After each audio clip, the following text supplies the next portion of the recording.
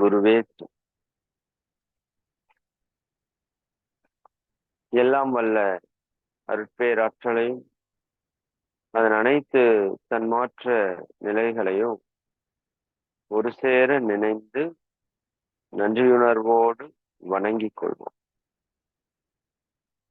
ஆஸ்தான் அருட்தந்தை வேதாத்திரி மகரிஷி அவர்களே நம்மோடு சூக்குமமாக நிறைந்திருந்து இன்றைய தெய்வீக நிகழ்வுகள் அனைத்தையும் மிக சிறப்பாக நிகழ்த்தி கொடுப்பாராக.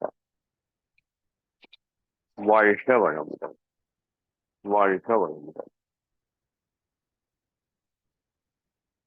வாழ்க வளமுடன். நண்பர்களே, மிக்க மகிழ்ச்சி. ஆன்மீக யோக பயிற்சியில ஒரு குறிப்பிட்ட நிலையை கடந்து நாம பயணித்துக் கொண்டிருக்கிறோம். உடல் உயிர் மனதிற்கான பயிற்சிகளை முறையாக செய்கின்ற அளவிற்கு நாம் நம்மை தகுதிப்படுத்தி கொண்டிருக்கிறோம். குறிப்பாக வாழ்த்து என்பதை உங்களுக்கு கடந்த சில வகுப்புகள்ல தெளிவாக விளக்கி இருக்கிறோம். இந்த வாழ்த்து என்பது ஒரு மிகப்பெரிய சக்தி மிக்க ஒரு மந்திரம். மகரிஷி சொல்வாங்க, வாழ்த்தினால் சாதிக்க முடியாத காரியம் என்று எதுவும் இல்லை. அந்த அளவிற்கு வாழ்த்திற்கு ஆற்றல். எண்ணத்தினுடைய ஆற்றல் எவ்வளவு என்பதை நாம் சிந்தித்திருக்கிறோம். அந்த எண்ணம் தான் நம்முடைய வாழ்க்கையை வழிநடத்துகிறது, வாழ்க்கையாக மாறுகிறது அப்படிங்கிறதையும் பார்த்திருக்கிறோம். அந்த எண்ணத்தினுடைய ஒரு வெளிப்பாடுதான் வாழ்த்து. இப்ப எண்ணத்திற்கு எவ்வளவு ஆற்றல் இருக்கிறதோ அவ்வளவு ஆற்றல் நம்முடைய வாழ்த்து அலைகளுக்கு இருக்கிறது. ஆனால் அதை நாம் உணர்வு பூர்வமாக பயன்படுத்த வேண்டும். இன்னைக்கு உலகத்தில் இருக்கிற அனைத்து ஹீலிங் குணமாக்குதல் பயிற்சிக்கும் அடிப்படையாக இருப்பது இந்த பிரபஞ்ச சக்தி, காந்த ஆற்றல். இப்ப நீங்க உங்களுக்கு காயகல்பத்துல அந்த கைகளை தேய்த்து கையில் இருக்கிற காந்த ஆற்றலை உங்களுக்கு உணர்த்தியிருப்பாங்க. அப்ப அந்த காந்த ஆற்றல் நம்முடைய மனமும் காந்த ஆற்றலும் ஒன்றுதான். அப்ப இந்த மனம் எங்கு நினைக்கிறதோ, எதை நினைக்கிறதோ அதை உணர்த்தக்கூடிய அடையக்கூடிய ஆற்றல் அதுக்கு இருக்கு. அப்ப அந்த மனம் என்கின்ற காந்த ஆற்றலின் மூலமாகத்தான் நாம பல்வேறு நன்மைகளை ஆன்மீகத்துல பெற முடியும். அப்ப அதற்கான அடிப்படை எங்க இருக்குன்னு பார்த்தோம்னா அந்த எண்ணங்கள், வாழ்த்து, இதெல்லாம் நம்ம நல்லா தெரிந்து வச்சிருக்கணும். அப்ப அந்த வாழ்த்தை நன்றாக நீங்க பயன்படுத்தணும். இதோ வாழ்க வளமுடன் பெயருக்கு சொல்வதால வாழ்த்து முழு பலனை கொடுக்காது. அதனால மகரிஷி தியானத்திற்கு பின்பு வாழ்த்தை ஏன் வச்சிருக்காங்கன்னு உங்களுக்கு எக்ஸ்பிளைன் பண்ணியிருக்கிறோம். இப்போ தியானத்திற்கு பிறகு உங்க மனதினுடைய வேகம் மிகவும் குறைந்து அது ஆழ்நிலையில அமைதி நிலையில இருக்கும். அப்ப நாம் ஒருத்தரை வாழ்த்தும் போது அந்த வாழ்த்திற்கு ஆற்றல் பல மடங்கு கிடைக்கும். அதே போல நீங்க மற்ற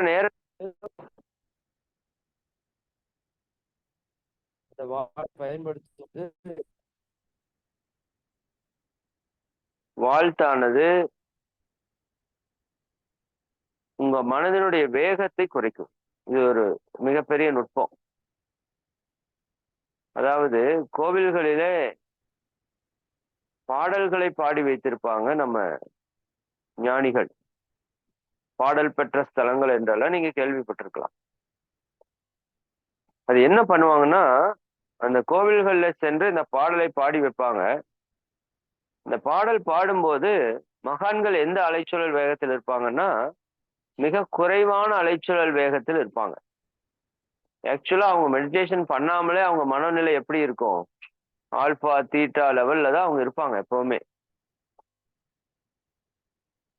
அப்ப அந்த நிலையிலிருந்து அவர்கள் ஒரு பாடலை பாடும்போது அந்த ஃப்ரீக்வன்சி அந்த பாடல்ல ரெக்கார்ட் ஆகும். அந்த ஃப்ரீக்வன்சில அந்த பாடல் ரெக்கார்ட் ஆகும். இப்ப யாரெல்லாம் அந்த பாடலை பாடுறாங்களோ அவங்க எல்லாருக்கும் அந்த ஃப்ரீக்வன்சிக்கு போறதுக்கான வாய்ப்பு கிடைக்கும். இது உங்களுக்கு புரியுதான்னு பாருங்க. அதாவது இப்ப நம்ம மனதினுடைய வேகம் இப்ப நம்ம நார்மலா கேட்டுட்டு இருக்கிறோம். ஒரு 13, 14, 15 இருக்குன்னு வச்சுக்கோங்க. இப்ப நீங்க நல்லா தியானம் பண்றீங்க. அது 13ல இருந்து அப்படியே குறைஞ்சு குறைஞ்சு குறைஞ்சு குறைஞ்சு ஒரு 12, 11, 10 அப்படி போகுதுன்னு வச்சுக்கோங்க. ஒரு 10 அலைச்சுழல் அல்லது 8 அலைச்சுழல்ல நீங்க இருக்கீங்க. இந்த 8 அலைச்சுழல்ல நீங்க நின்னு லோ ஃப்ரீக்வன்சில ஒருத்தங்களை நினைச்சு வாழ்த்துறீங்க. இப்ப அது என்ன ஃப்ரீக்வன்சில பதிவாயிருக்கு? 8 ஃப்ரீக்வன்சில பதிவாயிருக்கு. இப்ப அந்த மகான் இந்த பாடலை 8 ஃப்ரீக்வன்சில பாடி வச்சிருக்காருன்னு வச்சுக்கோங்க. இப்ப யாரெல்லாம் மனமுருகி அந்த பாடலை பாடுறாங்களோ அவங்க ஆட்டோமேட்டிக்கா அந்த 8 ஃப்ரீக்வன்சிக்கு போயிடுவாங்க. இது ரிவர்ஸ் மெத்தட். ஒண்ணு மனசை லோ பண்ணி வாழ்த்துறோம். அதுக்கப்புறம் நீங்க எப்ப வாழ்த்தும் போதும் மனம் என்ன ஆயிரும்? ஆட்டோமேட்டிக்கா லோ ஃப்ரீக்வன்சிக்கு நீங்க வந்துருவீங்க. அதனால் வாழ்த்து என்பது ஒரு தவம் செய்வதற்கு இணையான ஒரு செயல் என்பதை நீங்கள் புரிந்து கொள்ளணும். அதற்குன்னு தவத்தை விடுங்கன்னு சொல்லல. சரிங்களா?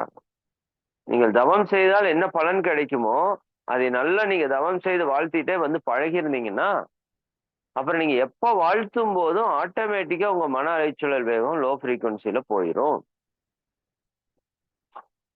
அப்ப வாழ்த்து என்பது தியானத்திற்கு நிகரான ஆற்றலை கொடுக்கக்கூடிய ஒரு ப்ராசஸ். அந்த வாழ்த்தை உணர்வு பூர்வமாக வாழ்த்தணும். அதுதான் இங்க இருக்கிற இன்னொரு நுட்பம். ஏதோ சொல்லிட்டாங்க அதுல சக்தி இருக்குதுன்னு நினைச்சு வாழ்த்துறதை விட உண்மையாலுமே ஆத்மார்த்தமா ஒருத்தவங்க நல்லா இருக்கணும் அப்படின்னு நீங்க நினைச்சு ஒரு வாழ்த்தை கொடுத்தீங்கன்னா அதுதான் மிகப்பெரிய ஆற்றலாக செயல்படும். நல்லா இருக்கணும்னு நினைக்கிறப்பவே நமக்கு இறை சக்தி நம்ம கூட இணைந்து கொள்ளும். அதுதான் அதுல இருக்கிற ரகசியம். அப்ப நமக்கு யாரெல்லாம் நன்மை செய்கிறார்களோ அல்லது யாரெல்லாம் நமக்கு துன்பம் கொடுக்கிறார்களோ அவங்கள தொடர்ந்து நினைத்து உணர்வு பூர்வமாக அந்த வாழ்த்து அலைகளை நீங்க அனுப்பி கொண்டே வரணும். அது எந்த அளவுக்கு அதிகமாக நீங்க அனுப்புறீங்களோ அந்த அளவுக்கு அதனுடைய பலனை நீங்க விரைவாக பெற முடியும். ஏதோ ஒரு நாள் உட்கார்ந்து சொல்லிடுறதுனால மட்டும் முழு பலன் வராது. தொடர்ந்து தொடர்ந்து நீங்க அந்த வாழ்த்து அலைகளை அனுப்பி கொண்டே இருக்கணும். எந்த பொருளை பார்த்தாலும் அதை வாழ்த்தி கொண்டே இருக்கிற பழக்கம் நமக்கு வந்துடணும். ஏன்னா அந்த பொருள் பல்வேறு விதமான நன்மைகளை நமக்கு செய்து கொண்டே இருக்கிறது. அதனால இந்த வாழ்க வளமுடன் அப்படிங்கிற ஸ்டிக்கர் உங்களுக்கு கிடைச்சதுன்னா பக்கத்தால மன்றங்கள்ல இல்ல ஏதோ ஒரு இடங்கள்ல கிடைக்கும். இல்ல நீங்களே கூட பிரிண்ட் பண்ணலாம். இல்ல நீங்களே கூட எழுதி ஒட்டலாம். டைப் பண்ணி பிரிண்ட் அவுட் எடுத்து ஒட்டலாம். உங்க வீட்டுல எல்லா இடங்கள்லயும் அந்த வாழ்க வளமுடன் அப்படிங்கிற வார்த்தை இருக்கணும். நீங்க பாக்குற இடமெல்லாம் வாழ்க வளமுடனா தான் பார்க்கணும். நீங்க நிறைய பஸ் லாரில எல்லாம் பின்னாடி எழுதி இருக்கிறத பார்க்கலாம். அப்போ நீங்க முன்னாடி கார்ல போயிட்டு இருக்கீங்க, உங்களுக்கு வண்டியில பின்னாடி எழுதியிருக்கீங்க, பின்னாடி வர்றவங்க எல்லாருமே உங்க வண்டி என்ன பண்ணிட்டே வருவாங்க? வாழ்த்திட்டே வருவாங்க. அதான் உண்மை. அப்ப எல்லா இடங்களிலையும் இந்த மந்திரத்தை நீங்க முதல்ல ஒட்டுங்க. சரிங்களா? அதை தொடர்ந்து நீங்க செயல்படுத்துங்க. அலையியக்க தத்துவம் தெளிவா சொல்லிட்டோம். அது எப்பவுமே நீங்க ஞாபகப்படுத்தி கொண்டே இருக்கணும். எந்த ஒரு அலையாக இருந்தாலும் அது என்ன அலையோ வாழ்த்து அலையோ எல்லாம் காந்த அலை தான். அந்த அலை என்ன பண்ணும்? என்னிடம் இருந்து புறப்பட்டு உங்களிடம் வந்து மோதும். உங்களிடம் பட்டு அது சிதறும், பிரதிபலிக்கும். உங்களுக்குள்ளாக ஊடுருவி செல்லும். உங்களுக்கு எனக்கு இடையே ஒரு உயிர் தொடர்பை, உயிர் கலப்பை ஏற்படுத்தும். இப்ப மனித வாழ்க்கையில சிக்கல்கள் என்னன்னா, என்னோட உயிர்ல வேற மாதிரியான பதிவுகள், உங்க உயிர்ல வேற மாதிரியான பதிவுகள். அப்ப 2 பதிவுகளுக்கு நிறைய முரண்பாடுகள் உருவாகும். அப்போ இந்த வாழ்த்தும் போது என்ன ஆகும்னா, என்னுடைய உயிரில் இருக்கிற பதிவுகள் அவர்களுடைய உயிரில் இருக்கிற பதிவுகளோடு இணையறதுக்கு ஆரம்பிக்கும். 2ற்கு ஒரு இணக்கத்தன்மையை அது ஏற்படுத்திவிடும். அப்போ அந்த உறவுகள் மிக ஆழமானதாக, தெய்வீகமானதாக மாறுறதுக்கு ஆரம்பிக்கும். அவர்களுக்குள்ளே இருக்கிற கருத்து வேறுபாடுகள் மறைவதற்கு ஆரம்பிக்கும். புரிதல் அதிகரிக்கும். இனிமை இணக்கம் அதிகரிக்கும். அப்ப நம்ம என்ன பண்ணணும்? தொடர்ந்து ஆழமாக, இந்த ஆழமாகங்கிற வார்த்தை தான் முக்கியம். ஆழமாக நினைந்து நினைந்து உணர்வுபூர்வமாக வாழ்த்தணும். சரிங்களா? அப்ப அந்த வாழ்த்தை நம்ம நல்லா பயன்படுத்தி நம்ம வாழ்க்கையில வெற்றி பெறணுங்கிறதுக்கு தான் மகரிஷி அவங்க இவ்வளவு தூரம் அந்த வாழ்த்தை கொடுத்திருக்கிறாங்க. அதுல இந்த வாழ்த்து அலை, நான் சொன்னேன் எங்கிட்ட இருந்து இப்ப நான் உங்களை எல்லாரையும் நினைச்சு வாழ்க வளமுடன் சொல்றேன்னா, இந்த அலை உங்க மேல வந்து மோதும், சிதறும். சிதறும்னா உங்களுக்கு தெரியும். உதாரணம் சொல்லியிருக்கிறோம். ஒரு தண்ணி மேல இருந்து ஊத்துனா அப்படியே நிறத்துல பட்டு அப்படியே சிதறுது பாருங்க எல்லா பக்கம். அது சிதறுதல். பிரதிபலித்தல்னா என்ன? ஒரு கண்ணாடி இருக்கு. கண்ணாடி சூரிய ஒளி பட்டுச்சுன்னா அந்த ரூம் ஃபுல்லா பிரதிபலிக்கும் கொஞ்சம். ஆனா ரூம் ஃபுல்லா சிதறும். ஒரு குறிப்பிட்ட இடத்துல பிரதிபலிக்கும், பார்த்திருக்கீங்களா? அந்த மாதிரி இது போற திசைக்கு ஒக்க அதுக்கு ஆப்போசிட்ல பிரதிபலிப்பு இயக்கம் நடக்கும். அதுவும் இந்த வாழ்த்து அலையில நடக்கும். இப்ப நீங்க ஒருத்தரை நினைத்து வாழ்த்தும் போது நல்லா புரிஞ்சுக்குங்க. அது அவர் மேல மோதி அந்த அலை என்ன ஆகும்? சிதறும். எல்லா பக்கமும் சிதறும். பிரதிபலிக்கும். சரிங்களா? அப்ப வாழ்த்து அலை பிரபஞ்சம் வரைக்குமே செல்லும்னே சொல்லலாமே. ஏன்னா, உண்ணும் உணவு உடல் மட்டும் பாயும், எண்ணும் எண்ணம் எங்கும் பாயும்னா, எண்ணம் தானே வாழ்த்தா இருக்கு. உங்களுக்கு ஒரு மிகப்பெரிய நுட்பம் என்னன்னா, நீங்க எப்பொழுதும் வாழ்த்திக் கொண்டே இருக்கிற ஒரு பழக்கத்தை நீங்க ஏற்படுத்திக் கொள்ளணும்.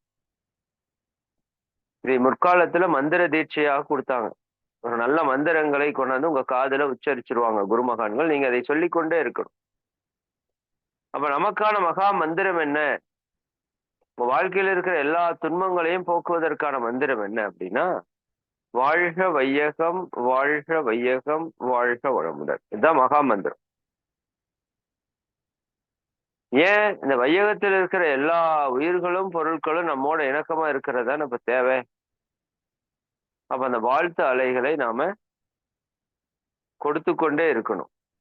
எந்த பொருளை பார்த்தாலும், எந்த நபரை பார்த்தாலும், யாரை பார்த்தாலும் இந்த வாழ்த்து உங்க மனதில ஆத்மார்த்தமாக ஓடிக்கொண்டே இருக்க வேண்டும். சும்மா பேருக்கு சொன்னா பிரயோஜனம் இல்லைன்னு சொல்லிட்டேன் நான். நீங்க ஓய்வாக இருக்கும்போது உங்க வாழ்க்கையில என்ன தேவையோ அதை நினைத்து நீங்க வாழ்த்தி கொண்டே இருக்கலாம். சரி, அப்படி ஒரு மிகப்பெரிய சக்தியை மகரிஷி நமக்கு கொடுத்திருக்கிறாங்க. இது ஒரு மிகப்பெரிய ஆயுதம் என்று சொல்லலாம். நம்ம வாழ்க்கையில நம்ம வெற்றி பெறுவதற்கு மகரிஷி கொடுத்த ஒரு மிகப்பெரிய ஒரு நுட்பம். இதை பயன்படுத்தி வெற்றி கண்டவர்கள் நிறைய இருக்கிறாங்க. பல பிரச்சனைகளில் இருந்தே தீர்வு இது கொடுத்திருக்குது. உடல்நல கோளாறு, மனப்பிரச்சனைகள், குடும்ப அமைதியின்மை, உறவுகளிலே இணக்கமின்மை, எத்தனையோ குழந்தைகள் அந்த சொல் பேச்சு கேட்காத குழந்தைகளை எல்லாம் வாழ்த்தி வாழ்த்தி மாற்றி இருக்கிறாங்க. கணவர் தவறான விஷயங்களில் இருந்து அதில் அடிமைப்பட்டவங்க எல்லாம் இந்த வாழ்த்தின் மூலமாக வெளியே கொண்டு வந்திருக்கிறாங்க. உண்மை. சரிங்களா? அப்ப இதனால எவ்வளவோ நன்மையை செய்ய முடியும். பட் நம்ம அதைய டெக்னிக் வாங்கியிருக்கிறோம். இந்த டெக்னிக் நீங்க எவ்வளவு தூரம் பயன்படுத்தி வெற்றி பெறீங்கிறது உங்க பொறுப்பு. நிச்சயமா நல்லா பயன்படுத்துங்க. சரி. அதே போல இந்த எண்ணம் ஆராய்தல் அப்படின்னு ஒரு பயிற்சி உங்களுக்கு சொல்லியிருப்போம் இல்லையா? எல்லாரும் பண்ணிட்டு இருக்கீங்கன்னு நம்புறோம். அது மிக மிக முக்கியமான ஒரு பயிற்சி.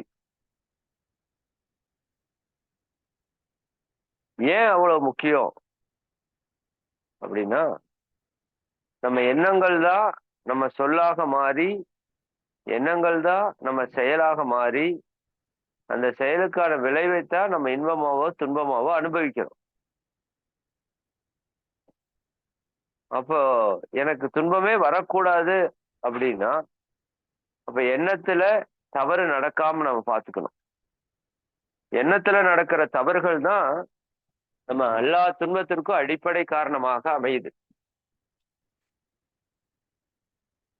அப்போ எண்ணம் சரியாயிருச்சுன்னா எல்லாமே சரியாயிருங்கிறத நம்ம பலமுறை பார்த்துட்டோம். அதனால அந்த எண்ணம் ஆராய்தலை நம்ம கொஞ்சம் ஆழமாக செய்ய வேண்டும்.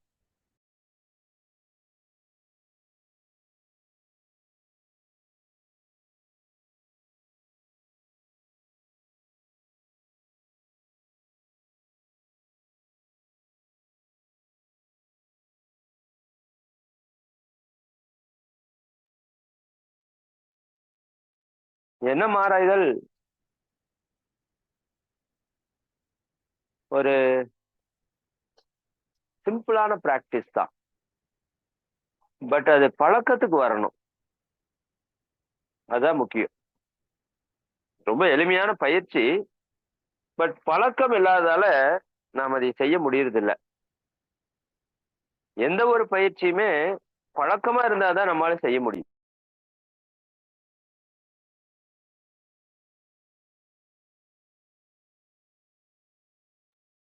அது குறுகிய நேரமோ நீண்ட நேரமோ அப்படிங்கிறது முக்கியம் அல்ல. பட் பழக்கமா இல்லையா? நீங்க பெரிய பெரிய செயல்களை எல்லாம் பல மணி நேரம் செஞ்சிருவீங்க. கவனித்து பாருங்க. பட் அது தொடங்கும் போது ஒரு சில நொடிகள் நிமிடங்கள் கூட நம்மால் அதை செய்ய முடியாது. ஏன்னா பழக்கம் இல்லை. அப்ப அது போலதான் இந்த தற்சோதனை மனித குலத்துக்கே பழக்கம் இல்லாத ஒரு விஷயம். மனித குலத்திற்கு என்று சொல்வதை விட நம்ம முன்னோர்கள் அதை செய்துட்டு இருந்திருக்கலாம். சிந்தனை இல்லையா? சிந்தித்து செயல்படு, சிந்தித்து செயல்படுன்னு எல்லாருமே சொல்லியிருக்கிறாங்க. சிந்தனை செய் மனமே நல்லா நம்ம கேட்டிருக்கிறோம். இப்ப நம்முடைய கல்வி முறை நம்ம மொத்தமா சிந்திக்காத மாதிரி ஒரு கல்வி முறைக்கு நம்ம போயிட்டோம். மெக்கலே கல்வி திட்டம் என்பது முற்றிலுமாக சிந்திக்காமல் படிச்சது அப்படியே ஒப்பிச்சு வாந்தி எடுத்து மார்க் வாங்குற மாதிரி ஒரு சிஸ்டத்துக்குள்ள நாம் போனது ஒரு மிகப்பெரிய ஒரு நமக்கு இருக்கிற ஒரு மைனஸ். அப்ப அந்த சிஸ்டத்துக்குள்ள போய் சிந்திக்கணும் அப்படின்னாலே நமக்கு கஷ்டமா இருக்கு. அதான் நம்ம தற்சோதனை அதிகமா மக்கள் பண்ணாததுக்கு அடிப்படை காரணம். ஆனா நீங்க ஆரம்ப காலத்தில் இருக்கிறதால இப்ப இருந்தே நீங்க அதை பழக்கப்படுத்தணும். எப்படி உடற்பயிற்சி காயகல்ப தியானத்தை நீங்க ரெகுலரா செய்யறீங்களோ அதுபோல இந்த தற்சோதனை பயிற்சியை நீங்க ரெகுலரா செய்யறதுக்கு ஆரம்பிக்கணும். குறிப்பாக எண்ணம் ஆராய்தல். நம்ம இந்த மாதம் முழுக்க இந்த பயிற்சியவே கூட நீங்க ஆழமா செய்யலாம். தினமும் சிறிது நேரம் கொஞ்ச நேரம் ஒதுக்குங்க. ஒரு 15 நிமிஷம் 20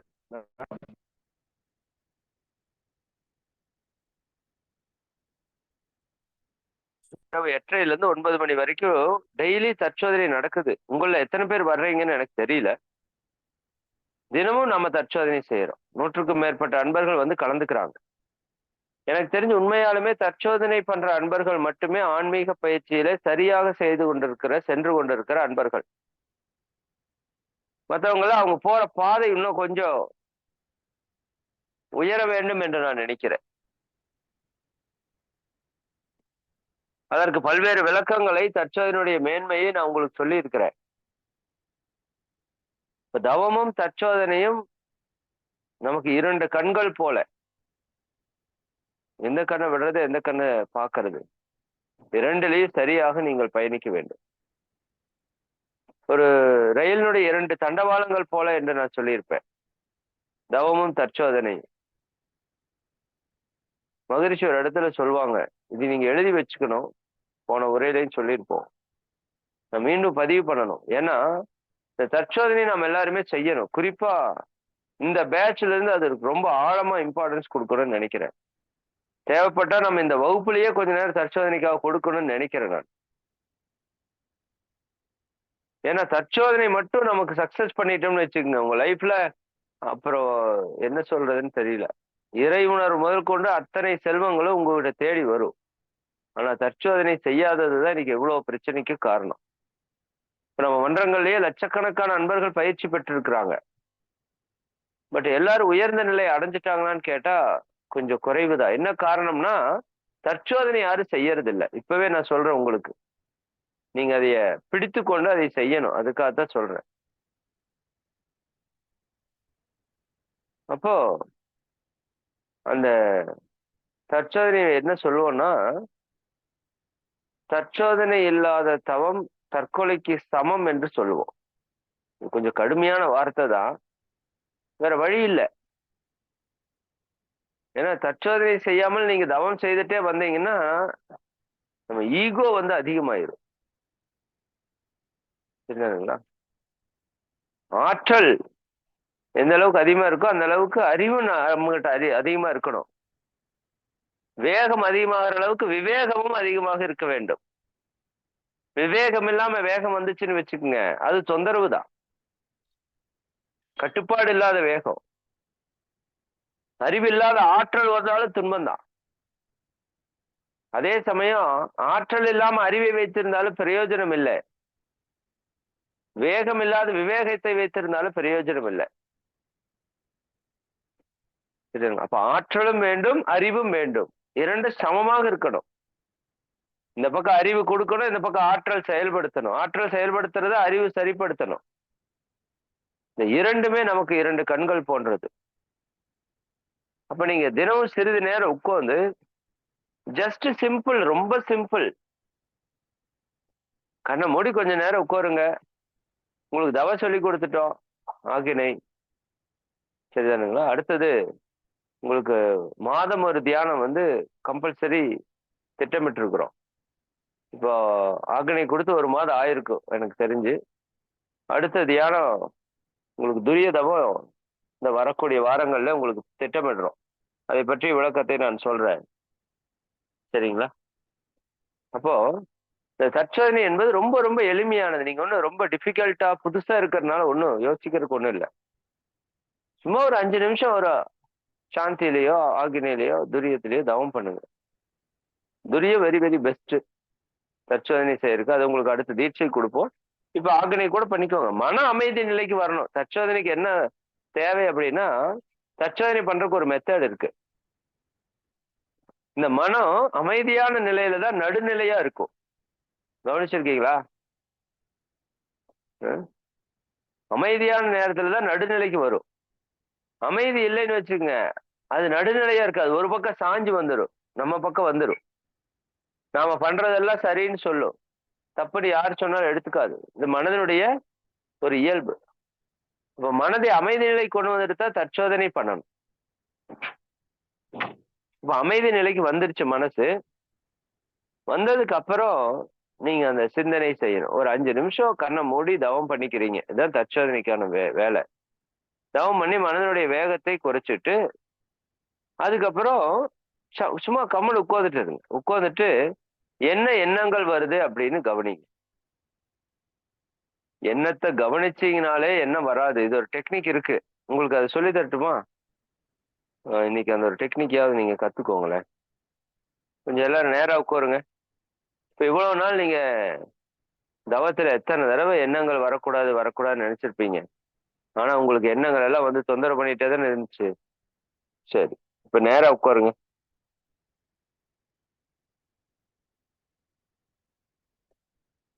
கண்ணை மூடிக்கோங்க. இப்போ நாம ஒரு நிமிஷம் உங்களுக்கு என்ன என்ன வருது அப்படிங்கறத கவனிங்க. உங்க மனதிலே என்ன எண்ணங்கள் வருது அப்படிங்கறத கவனிங்க. ஒரு நிமிஷம்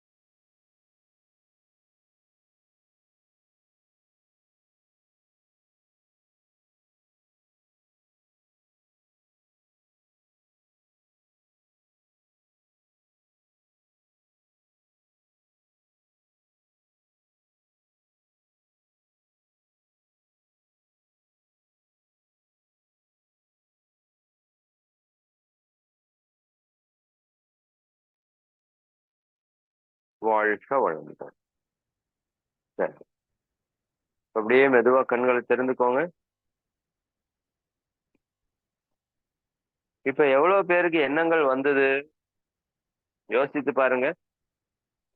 நம்ம சாதாரணமா எத்தனையோ எண்ணங்கள் வரும். இப்ப உள்ள இருக்கிறதுல எனக்கு தெரிஞ்ச ஒரு பாதி பேருக்கு மேல எண்ணமே உங்களுக்கு வந்திருக்காது. என்ன காரணம்? இந்த விவேகானந்தர் ஒரு பாதை வழியா நடந்து போயிட்டு இருக்கார். அவருக்கு ஞானம் கிடைத்த செய்தி இது. பாதை வழியா நடந்து போயிட்டு இருக்கார். அது ஒரு ஒற்றையடி பாதை, காடு.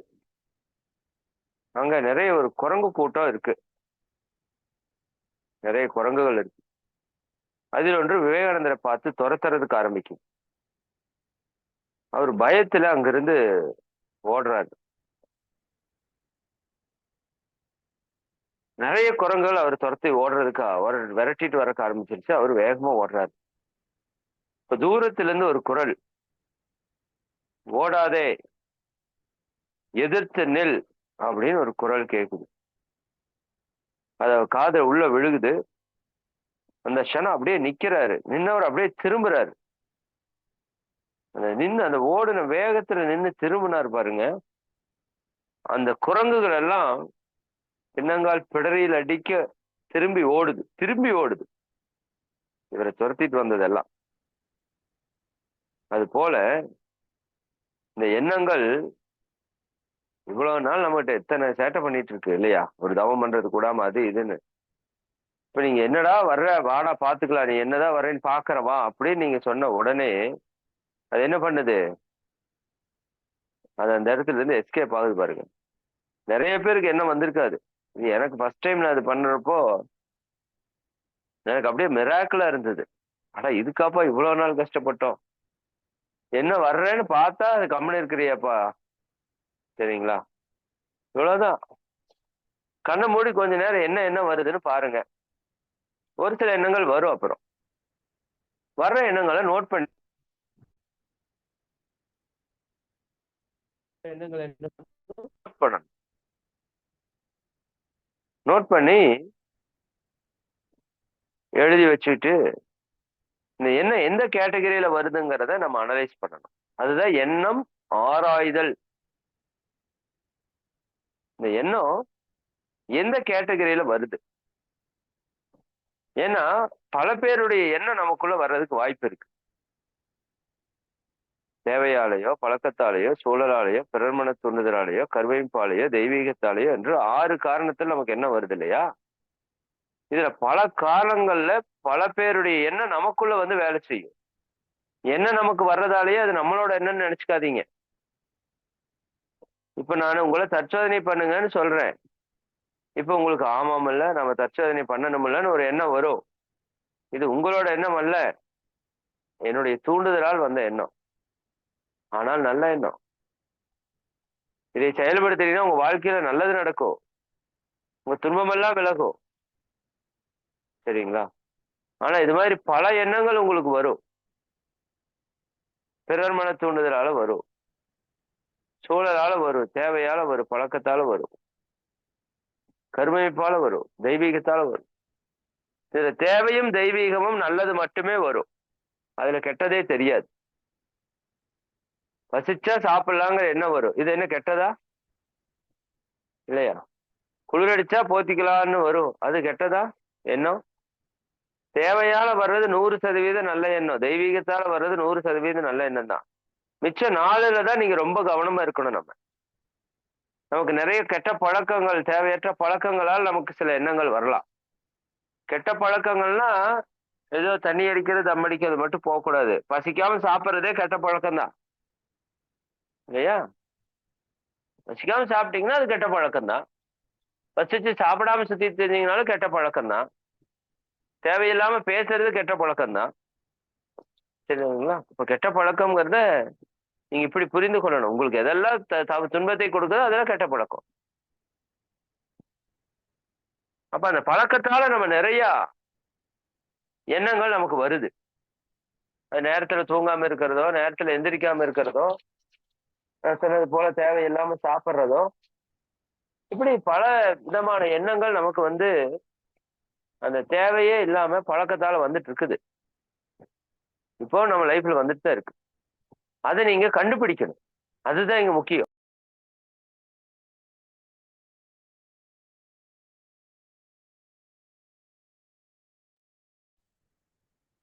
மகரிஷி சொல்லுவாங்க, நான் யார் அப்படின்னு நீங்க கண்டுபிடிக்கணும். அது பின்னாடி வரும், அதை பத்தி விளக்கம். அது வேற மாதிரியான கோணத்துல சிந்திப்போம். இப்ப நம்ம வேற மாதிரியான கோணம். உண்மையாலுமே உங்களுக்கு என்னதான் இருக்கு? உங்களுக்குள்ள என்னதான் இருக்கு? உங்களோட அறிவாட்சி திறம் எப்படி இருக்கு? உங்களோட பதிவுகள் எப்படி இருக்கு? எப்படி பார்க்க முடியும்? சட்டியில என்ன இருக்குதுன்னு அகப்பையில எடுத்தா பார்த்தா தெரியுமில்ல? சட்டியில சாப்பாடு வெந்துருச்சா இல்லையான்னு ஒரு கரண்டியில் எடுத்தானே பாக்குறீங்க. கொஞ்சோண்டு எடுத்து பார்த்தீங்கன்னா தெரிஞ்சிருமில்ல, இது இந்த மாதிரி தான் இருக்கு, இதுக்குள்ள சாப்பாடு தான் இருக்கு, இது குழஞ்சிருக்கு இல்லாட்டி வேகாம இருக்குதுன்னு. அது போல உங்களுடைய எண்ணங்கள் உங்களுடைய அகத்தன்மையை வெளிக்காட்டும். உங்களோட அகத்துல எந்த மாதிரியான விஷயங்கள் இருப்பாக இருக்கிறது? நல்ல விஷயமா, கெட்ட விஷயமா, பேராசையா, சினமா, கடும்பற்றா, முறையற்ற பாலுணர்வா, உயர்தல மனப்பான்மையா, வஞ்சமா, கவலையா, கோபமா, பொறாமையா, வெறுப்பா, சந்தோஷமா, மகிழ்ச்சியா, ஆனந்தமா, நிறைவா, நன்றியுணர்வா, எதுதான் வெளிக்காட்டும்? என்னுடைய எண்ணங்கள் தான் நான் யார் என்பதை காட்டக்கூடிய கண்ணாடி. விவேகானந்தர் சொல்வார், தனிமையாக இருக்கும்போது உனக்கு எது போன்ற எண்ணங்கள் வருகிறதோ அதுதான் நீ. அதுதான் நீ. அதற்கென்று உங்களை தவறானவராகவோ, கெட்ட எண்ணம் வர்றதால நான் கெட்டவன் என்றோ, நல்ல எண்ணம் வர்றதால நான் மிகப்பெரிய நல்லவன் என்றோ நினைத்துக் கொள்ள வேண்டாம். அது நம்ம மனதிலே பதிந்து இருக்கிற பதிவுகள். அந்த பதிவுகள் வெளியே வரும்போதுதான் நமக்கு தெரியும் நாம் யார், எப்பேற்பட்டவர்கள், நம்ம கிட்ட எந்த மாதிரியான கேரக்டர் இருக்குது. நீங்க தான் கண்டுபிடிக்கணும் அதைய. எந்தெந்த நேரத்துல நமக்கு எந்தெந்த மாதிரியான எண்ணங்கள் வருகிறது அப்படிங்கறத நம்ம அனலைஸ் பண்ணணும். அப்ப நமக்கு வரக்கூடிய எண்ணங்களை எடுத்து இது எதனால் வந்தது என்று நம்ம சிந்திக்க வேண்டும். பழக்கத்தால நிறைய நல்ல எண்ணங்கள் இருக்கு, நிறைய கெட்ட எண்ணங்கள் இருக்கு. 12 மணிக்கு இந்த ப்ரோக்ராம் வரணும்னா அது நல்ல எண்ணம். சரிங்களா? வேற ஏதாவது துன்பம் கொடுக்கிற மாதிரி பழக்கமாயிட்டு நம்ம கிட்ட எண்ணங்கள் வரலாம். டீ குடிக்கிற பழக்கம் இருக்கும், டீ குடிக்கலான்னு எண்ணம் வரும். அந்த எண்ணம் வந்தோடனே நம்ம ஆராய்ச்சி பண்ணணும். இது எதனால் வந்தது? பழக்கத்தால் வந்தது. பிறர்மன தூண்டுதலால நிறைய நிறைய எண்ணங்கள் வருங்க. அது ரொம்ப கவனமா இருக்க வேண்டிய இடம் பிறர்மன தூண்டுதல் தான் எனக்கு தெரிஞ்சு. ஏன்னா வர்றவன் போறவன் எல்லாம் ஏதாவது ஒண்ணு சொல்லிட்டு போயிடுவான். அது நம்ம வாழ்க்கையவே விரயமாக்கிரும், வீணாக்கிரும். நல்லதும் இருக்குது. பழக்கத்துல நல்லதும் இருக்குது. பிறர்மன தூண்டுதல்ல நல்லதும் இருக்குது. பட் நல்லது கெட்டதை நாம தான் ஆராய்ச்சி பண்ணி பார்க்கணும். ஆனா பிறர்மன தூண்டுதல்ல பெரும்பாலும் தேவையில்லாத எண்ணங்கள் நிறைய வரக்கு வாய்ப்பு இருக்கு. ஏதோ ஒண்ணு சொல்லிட்டு போயிருவாங்க வந்து. நண்பர்களோ, உறவினர்களோ. சரிங்களா? அப்ப அந்த இடத்துல நீங்க ரொம்ப கவனமா இருக்கணும். பிறருக்கு உழைத்தே ஏழையானேன் என்று ஒரு சித்தர் பாடுறார். பிறருக்கு உழைத்தே ஏழையானேன் அப்படின்னு என்ன?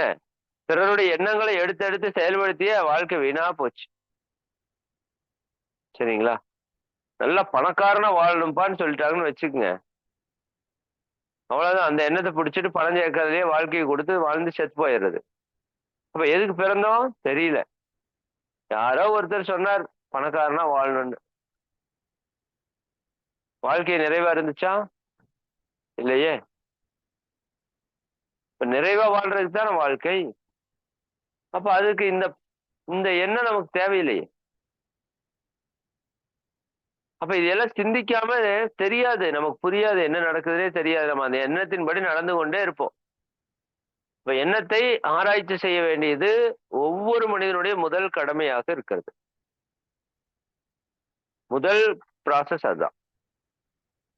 அப்ப பிறர் மன தூண்டுதலால் நமக்கு நிறைய எண்ணங்கள் வரும். குடும்பத்துல சண்டை வர்றது எல்லாமே 90% பிறர் மன தூண்டுதல் தான். அப்படி நடந்துக்கோ, இப்படி நடந்துக்கோ, அதை பண்ணு, இதை பண்ணு, அவ அப்படி சொன்னா, இவ இப்படி சொன்னான்னு ஏதோ ஒண்ணு சொல்லி மனதுல பிரச்சனை. அதனால பழக்கத்திலையும் பிறர் மன தூண்டுதலையும் ரொம்ப கவனமா இருங்க. சூழல் அதே மாதிரிதான். இந்த சூழலுக்கு தகுந்த மாதிரி நமக்கு நல்ல எண்ணங்களும் கெட்ட எண்ணங்களும் வரும். அப்ப நல்ல சூழல்களை நாம தேர்ந்தெடுத்துக் கொள்ளணும் எப்பவுமே. தேவையில்லாத சூழல்களுக்கு நம்ம போறதை நம்ம தவிர்த்து கொள்ளணும். அப்போ அந்த சூழல்கள் பல்வேறு விதமான எண்ணங்களை என்னிடத்தில் ஏற்படுத்தும். ஒரு கல்யாணத்துக்கு போயிட்டு வந்தீங்கன்னா உங்கள்ட்ட 1000 எண்ணங்கள் தோன்றும் இல்லையா? அப்ப அந்த இடத்துலயும் கவனமா இருக்கணும். எண்ணங்கள் தோன்றதை எல்லாம் செயல்படுத்தணும்னு நினைச்சோம்னா அவ்வளவுதான், வாழ்க்கை முடிஞ்சிடும்.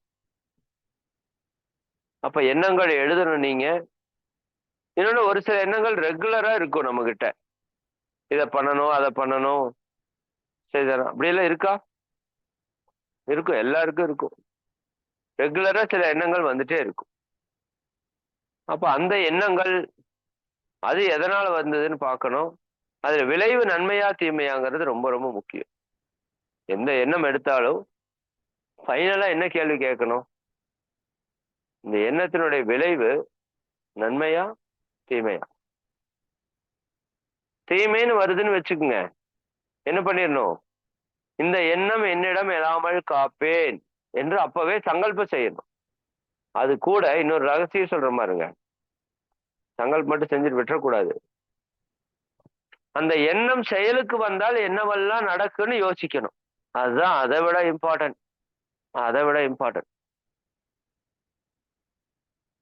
ரொம்ப கவனமா கேளுங்க நண்பர்களே. இந்த விஷயம் நான் உங்களுக்கு பதிவு பண்ணியிருப்பேன்னு நினைக்கிறேன் ஆல்ரெடி. இருந்தாலும் நான் மீண்டும் பதிவு பண்றேன். இன்னைக்கு என்ன சொல்லணும்னு தோணுது.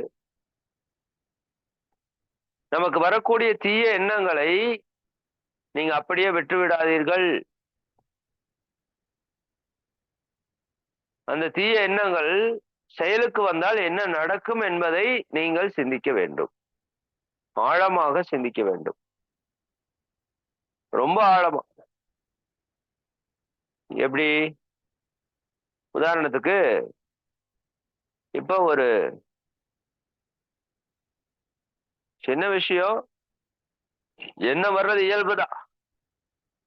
இப்போ ஒரு கல்யாணத்துக்கு போயிருக்கீங்க. போன இடத்துல ஏதோ ஒரு பொருள், நல்ல ஒரு அழகான பொருள் ஒரு இடத்துல இருக்குது. அதை எடுக்கலாம் அப்படின்னு ஒரு எண்ணம் வருமா வராதா? எல்லாத்துக்கும் வர்றது தானே. ஒரு நகையோ ஏதோ ஒரு பொருளோ அங்க இருக்குது. அது எடுக்கலாம் அப்படின்னு ஒரு எண்ணம் வந்துருச்சு. இந்த எண்ணம் எதனால வந்திருக்கலாம்? அந்த சூழலால வந்திருக்கலாம். இப்ப அங்க நகை இருந்தங்காட்டி தான் எடுக்கலான்னு வந்திருக்குது. இல்லாட்டி வந்திருக்காது. சூழலால வந்திருக்கலாம். இல்லாட்டி 2 பேர் நின்னுட்டு ஒருத்தர் அது எடுப்பா அப்படின்னு சொல்லியிருக்கலாம்.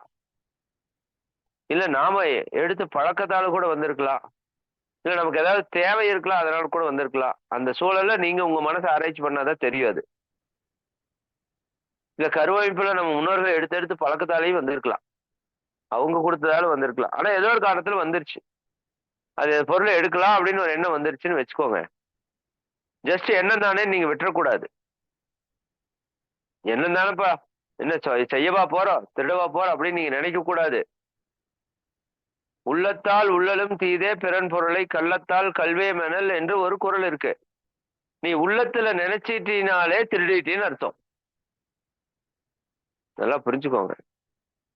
உள்ளத்தில் நீ நினைத்தாலே திருட்டு நடந்துருச்சுன்னு அர்த்தம். சும்மா சாதாரணமா நினைச்சுக்காதீங்க. அப்போ அது பொருளை எடுக்கலாம் அப்படின்னு நினைச்சிட்டீங்க. சரி, இப்ப அந்த எண்ணத்தை ஆராய்ச்சி பண்ணணும். இப்ப எடுக்கலாம்னு நினைச்சோம். இது எதனால் வந்தது? அந்த சூழலால் வந்ததுன்னு வச்சுக்கோங்க. சரி, விளைவு என்ன ஆகும் அப்படின்னு நீங்க யோசிக்கணும். என்ன மாதிரி இதுல ரொம்ப ரொம்ப முக்கியம் விளைவு, விளைவு, விளைவு, விளைவு, விளைவு, விளைவு. மனதில் வைத்துக் கொள்ளுங்க. எந்த எண்ணம் வந்தாலும் இதனுடைய விளைவு என்ன? மகரிஷி சொல்லுவாங்க. அதுக்கு ஒன்னும் அந்த கவியெல்லாம் உங்களுக்கு விளக்கம் சொல்லல, பார்ப்போம். எண்ணத்தை எண்ணத்தால் எண்ணி எண்ணி எண்ணத்தை எண்ணத்தால் எண்ணி எண்ணி எண்ணத்தை எதுல எண்ணணும்? எண்ணத்தாலதான் எண்ணணும். எண்ணத்தை எண்ணத்துல வச்சுதான் நீங்க ஆராய்ச்சி பண்ண முடியும். எண்ணத்தை எண்ணத்தால் எண்ணி எண்ணி எண்ணத்தின் இருப்பிடமும் இயல்பும் கண்டு. எண்ணத்தினுடைய இருப்பிடம் எங்க? அதனுடைய இயல்பு என்ன? அது என்ன இயல்பை கொண்டது? விளைவு என்ன கொடுக்கும்? சிந்திக்கணும். இப்ப அந்த பொருளை எடுக்கலான்னு என்ன வந்துருச்சு. சரி, இப்ப எடுத்தா என்ன ஆகும்? எடுத்துட்டீங்க. அது அடுத்தவருடைய பொருள். மிகப்பெரிய பாவம். சரிங்களா? அடுத்தவரோட பொருள் எடுப்பது மிகப்பெரிய பாவம். சரி, இது ஒரு முறை நடந்துருச்சு. ஒரு முறை உங்களுக்குள்ள அந்த செயல் பதிஞ்சிருச்சு. இப்ப மறுபடியும் ஒரு இடத்துக்கு போனா இந்த எண்ணம் உங்களுக்கு வருமா வராதா? கண்டிப்பா ஒரு எண்ணம் வரும். இப்படி இந்த எண்ணம் மீண்டும் மீண்டும் மீண்டும் மீண்டும் பிரதிபலித்து பிரதிபலித்து பிரதிபலித்து நாம மறுபடியும் மறுபடியும் ஏதோ ஒரு பொருளை எடுக்கக்கூடிய நபராக நம்மை மாற்றிவிடும். இப்ப பல நாள் திருநாள் ஒரு நாள் அகப்படுவான். அப்படி ஒரு இடத்துல அகப்படுவோம். அப்படி சொல்லும் போது அத்தனை திருட்டுப்பழியும் நம்ம மேலதான் வரும். வருமா வராதா? அப்ப நம்முடைய கணவர் என்னன்னு சொல்லுவாங்க? திருடியோட கணவன் என்று சொல்வார்கள். நம்முடைய பெற்றோரை திருடியோட பெற்றோர் என்று சொல்வார்கள். நம்முடைய குழந்தைகளை திருடியோட பையன், திருடனுடைய பையன், திருடனுடைய மனைவி, திருடனுடைய பெற்றோர் என்று சொல்வார்கள். இல்லையா? எவ்வளவு பெரிய துன்பத்திற்கு ஆளாவீங்க. அப்புறம் ஜெயில கொண்டு போய் பிடிச்சு போடுவாங்க. மான மரியாதை எல்லாம் போகும். போட்டோ பேப்பர் நியூஸ்ல எல்லாம் வரும்.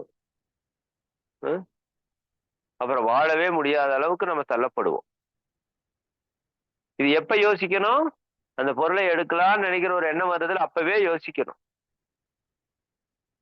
அப்ப அந்த செயல் நடந்துருச்சுன்னா என் வாழ்க்கையில விளைவு எப்படி இருக்குன்னு நீங்க யோசிச்சுட்டா, மகிழ்ச்சி அதான் சொல்றாங்க. நீங்க சிந்தித்து அதற்கூட கனெக்ட் பண்ணிட்டீங்க அப்படின்னா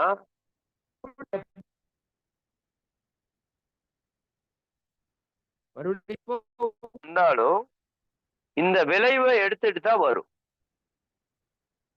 இப்போ நீங்க வேதாத்திரி மகரிஷியோட போட்டோ பார்த்திருக்கீங்களா? இப்ப மகரிஷியோட போட்டோவை நினைச்சுக்கோங்களேன்.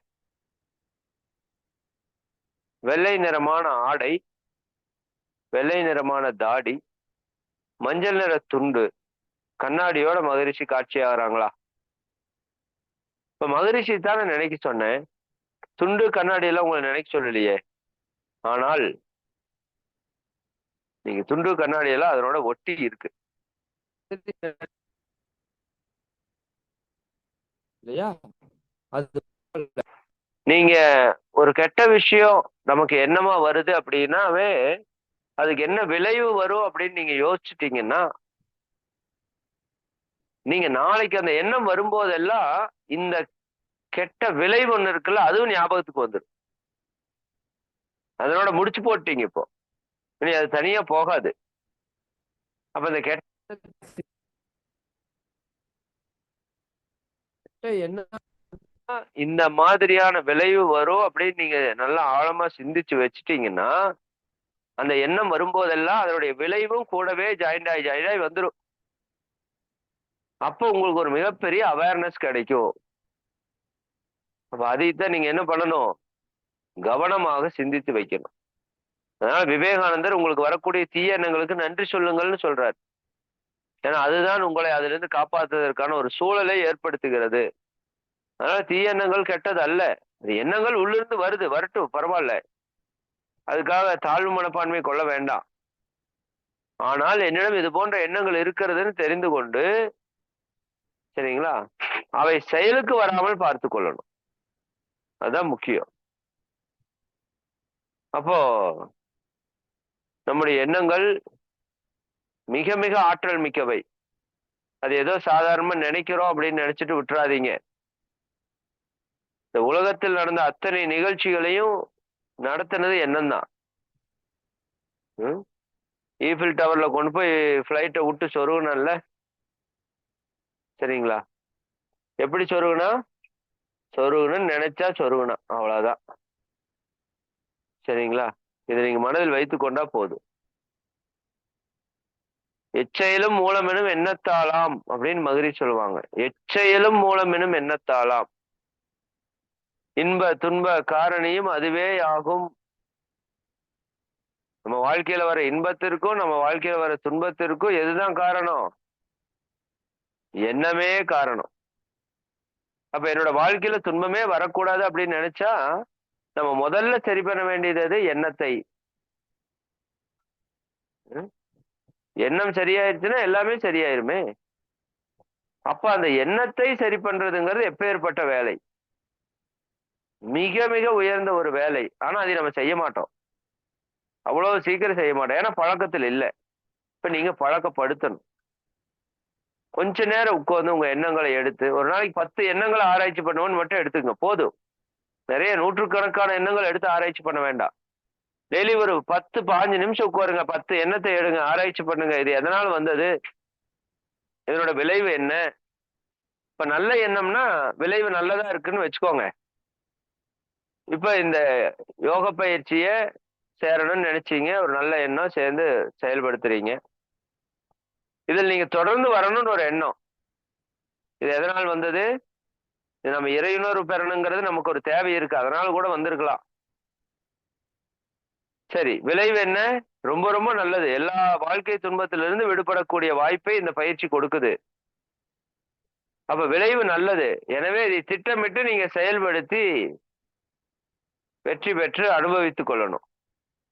அப்ப இந்த எண்ணம் நான் நல்லா இதை செயல்படுத்துவேன், நீங்க சங்கல்பம் எடுத்துக்கொள்ளலாம். ஃபைனலா இருக்கிறது சங்கல்பம்.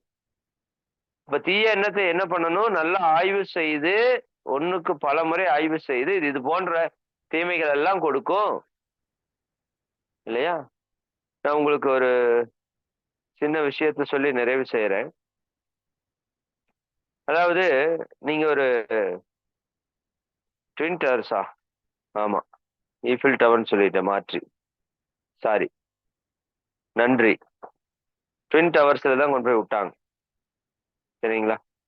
நல்ல விஷயத்துக்கு காரணம் எண்ணம் இருக்குது. உலகத்தில் நடந்த எல்லா நல்ல விஷயத்துக்கு காரணம் எண்ணம் தான்.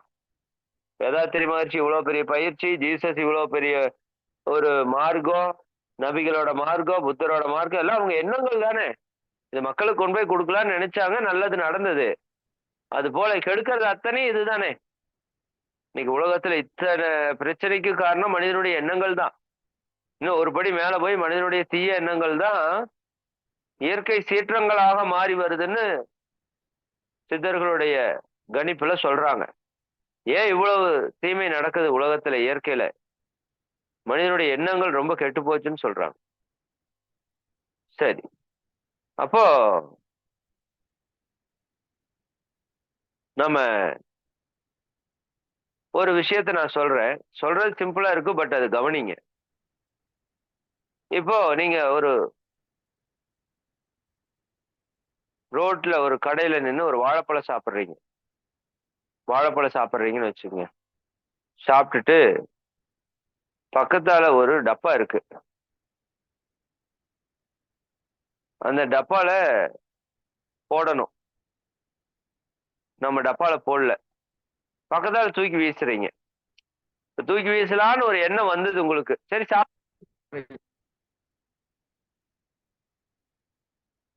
தூக்கி போட்டு அது பக்கத்துல இருக்கிற மெயின் ரோட்ல விழுந்துருச்சு. சாப்பிட்டு தூக்கி போட்டீங்க.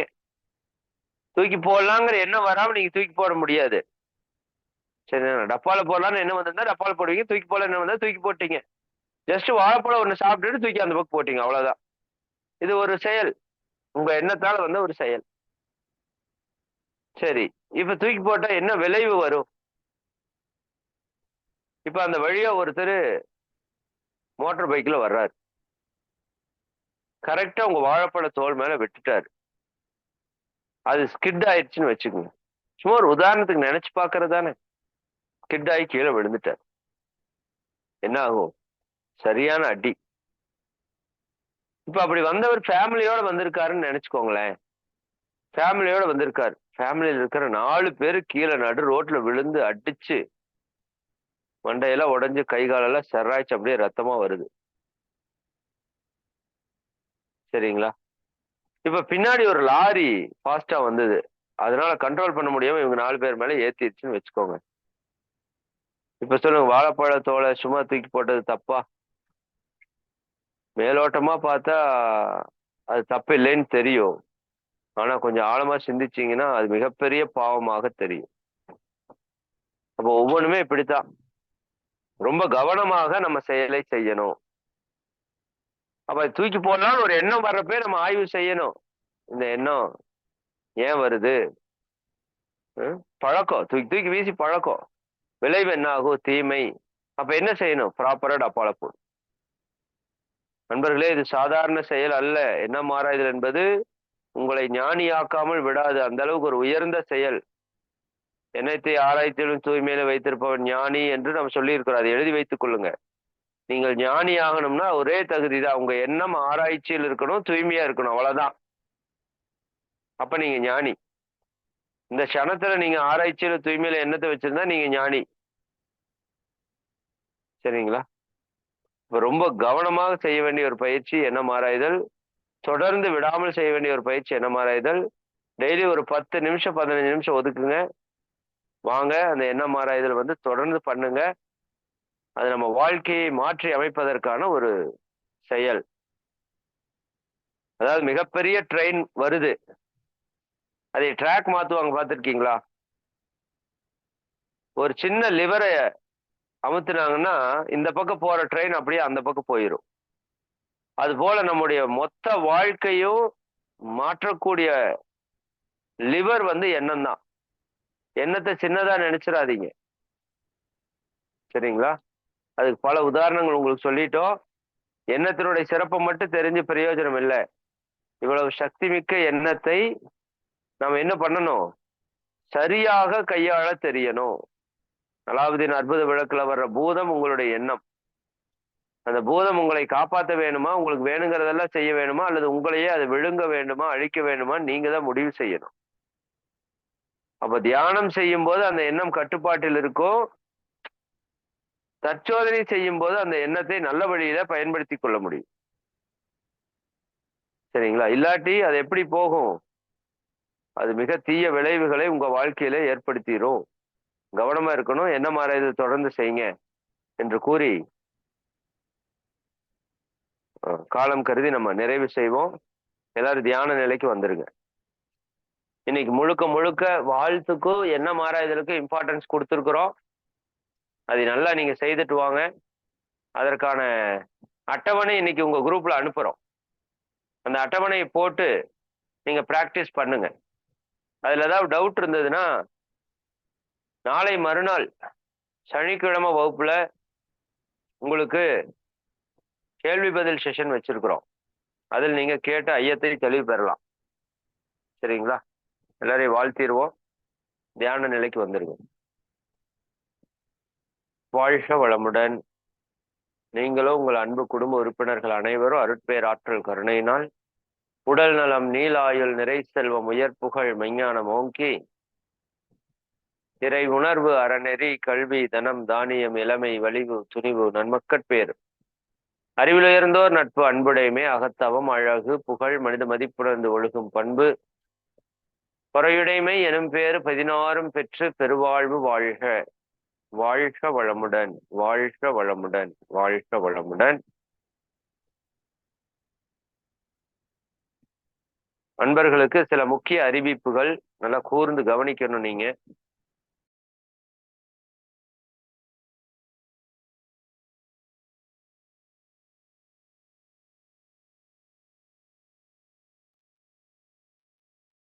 நண்பர்களே, ஒவ்வொரு மாதமும் நாம ஒவ்வொரு தியானத்தை உங்களுக்கு தீட்சை கொடுக்கணும்னு திட்டமிட்டிருக்கிறோம். சென்ற மாதம் நம்ம ஆக்ஞை கொடுத்து இதை செய்து கொண்டிருக்கிறோம். இந்த மாதம் நம்ம உங்களுக்கு துரிய தீட்சை கொடுக்கணும். மிக சக்தி மிக்க ஒரு தீட்சை. எப்பொழுது நீங்க தீட்சை கொடுத்தாலும், எப்பொழுது எப்படி ஐயப்பன் கோயிலுக்கு போனாலும் மாலை போட்டு போறோமோ அதே ஃபார்மேட் தான்.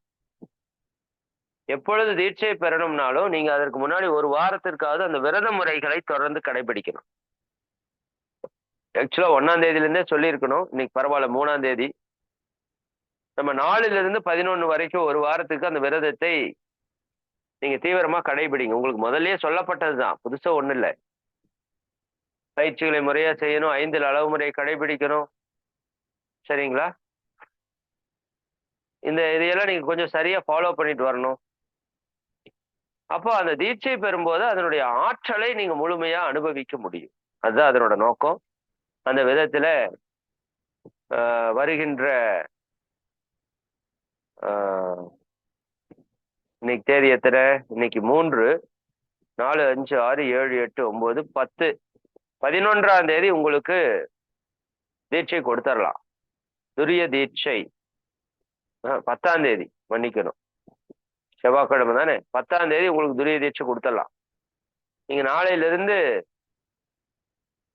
7 நாள் விரதம் இருக்கிறதுக்கு முழுமையா உங்களை தயார்படுத்திக்கோங்க. குறிப்பாக வித்து சக்தியை முடிஞ்ச வரைக்கும் செலவில்லாம பார்த்து கொள்ளுங்க. சரிங்களா?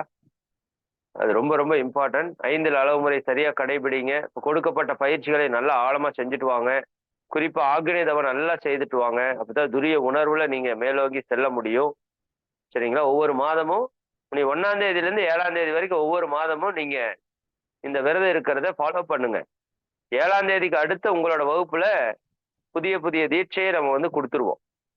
அக்டோபர் மாசம் 8ஆம் தேதியே வரும். நவம்பர் மாசம் உங்களுக்கு 9ஆம் தேதி வரும். சரிங்களா? அப்படி 7க்கு அப்புறம் 1லிருந்து 7 வரைக்கும் எப்பவுமே விரதங்கிறத மனசுல வச்சுக்கோங்க. நாங்களும் ஒவ்வொரு மாதம் ஞாபகப்படுத்துறோம். அதற்கு அடுத்த நாள்ல உங்களுக்கு தீட்சை, அந்த தியானத்தினுடைய விளக்கம் முன்னாடியே கொடுத்துருவோம். அந்த அன்னைக்கு தீட்சை கொடுத்துருவோம். அப்படி திட்டமிட்டு உங்களுக்கு கொண்டு வரலாம். ரொம்ப அற்புதமான மேம்பாடுகள் எல்லாம் இன்னும் உங்களுக்கு நிறைய இருக்கு. நம்ம அதை சிறப்பா செய்வோம். ஓகேங்களா?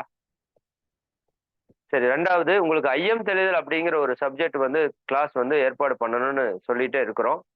அது இந்த ஒவ்வொரு மாதத்திற்கும் ஒவ்வொரு வகுப்பு ஐயம் தெளிதல் வைக்கலாம்னு சொல்லி திட்டமிட்டு இருக்கிறோம். சரிங்களா? அதனால உங்களுடைய ஐயங்களை எல்லாம் எழுதிட்டு வந்துடணும். நான் உங்களுக்கு சனிக்கிழமை வகுப்புல தான் ஐயம் தெளிதல் வைக்க போறேன். அப்ப நீங்க என்ன பண்ணலாம்? இன்னும் உங்களுக்கு 4 நாள் டைம் இருக்கு. இது வரைக்கும் சொல்லி கொடுத்த எல்லாத்துலயும் உங்களுக்கு இருக்கிற டவுட்டை நீங்க எழுதுங்க. அது உடற்பயிற்சி, காயகல்ப, தியான, தற்சோதனை, வாழ்த்திலிருந்து அத்தனை தத்துவங்கள், பஞ்சபூத பயன்பாடு என்று எல்லா தத்துவம் சொல்லியிருக்கிறோம். அதுல இருக்கிற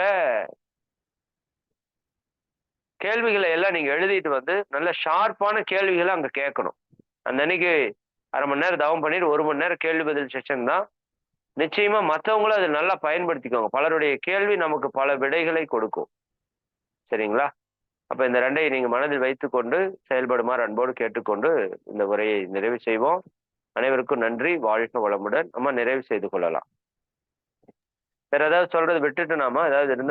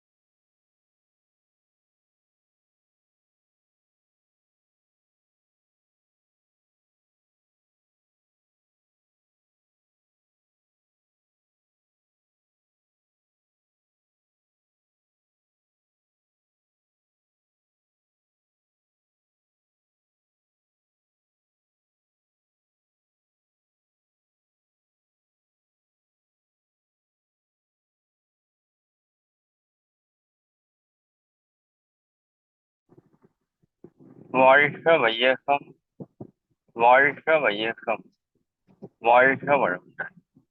குரு வாழ்க, குருவே துணை.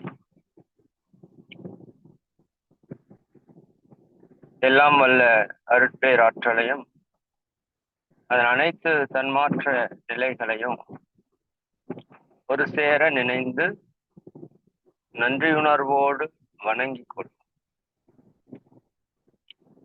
ஆசான் அருட்தந்தை வேதாத்திரி மகரிஷி அவர்களே நம்மோடு சூக்குமமாக நிறைந்திருந்து இன்றைய தெய்வீக நிகழ்வுகள் அனைத்தையும் மிக சிறப்பாக நிகழ்த்தி கொடுப்பாராக.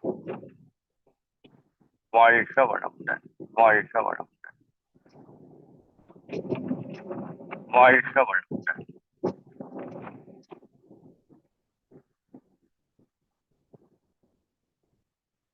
மிக்க மகிழ்ச்சி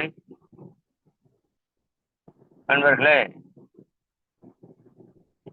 இன்று நாம் ஒரு மிக மிக உன்னதமான ஒரு சிந்தனையை சிந்திக்க இருக்கிறோம். மகரிஷி அவர்கள் இந்த உலகத்திற்கு சொல்ல வேண்டிய தத்துவங்களை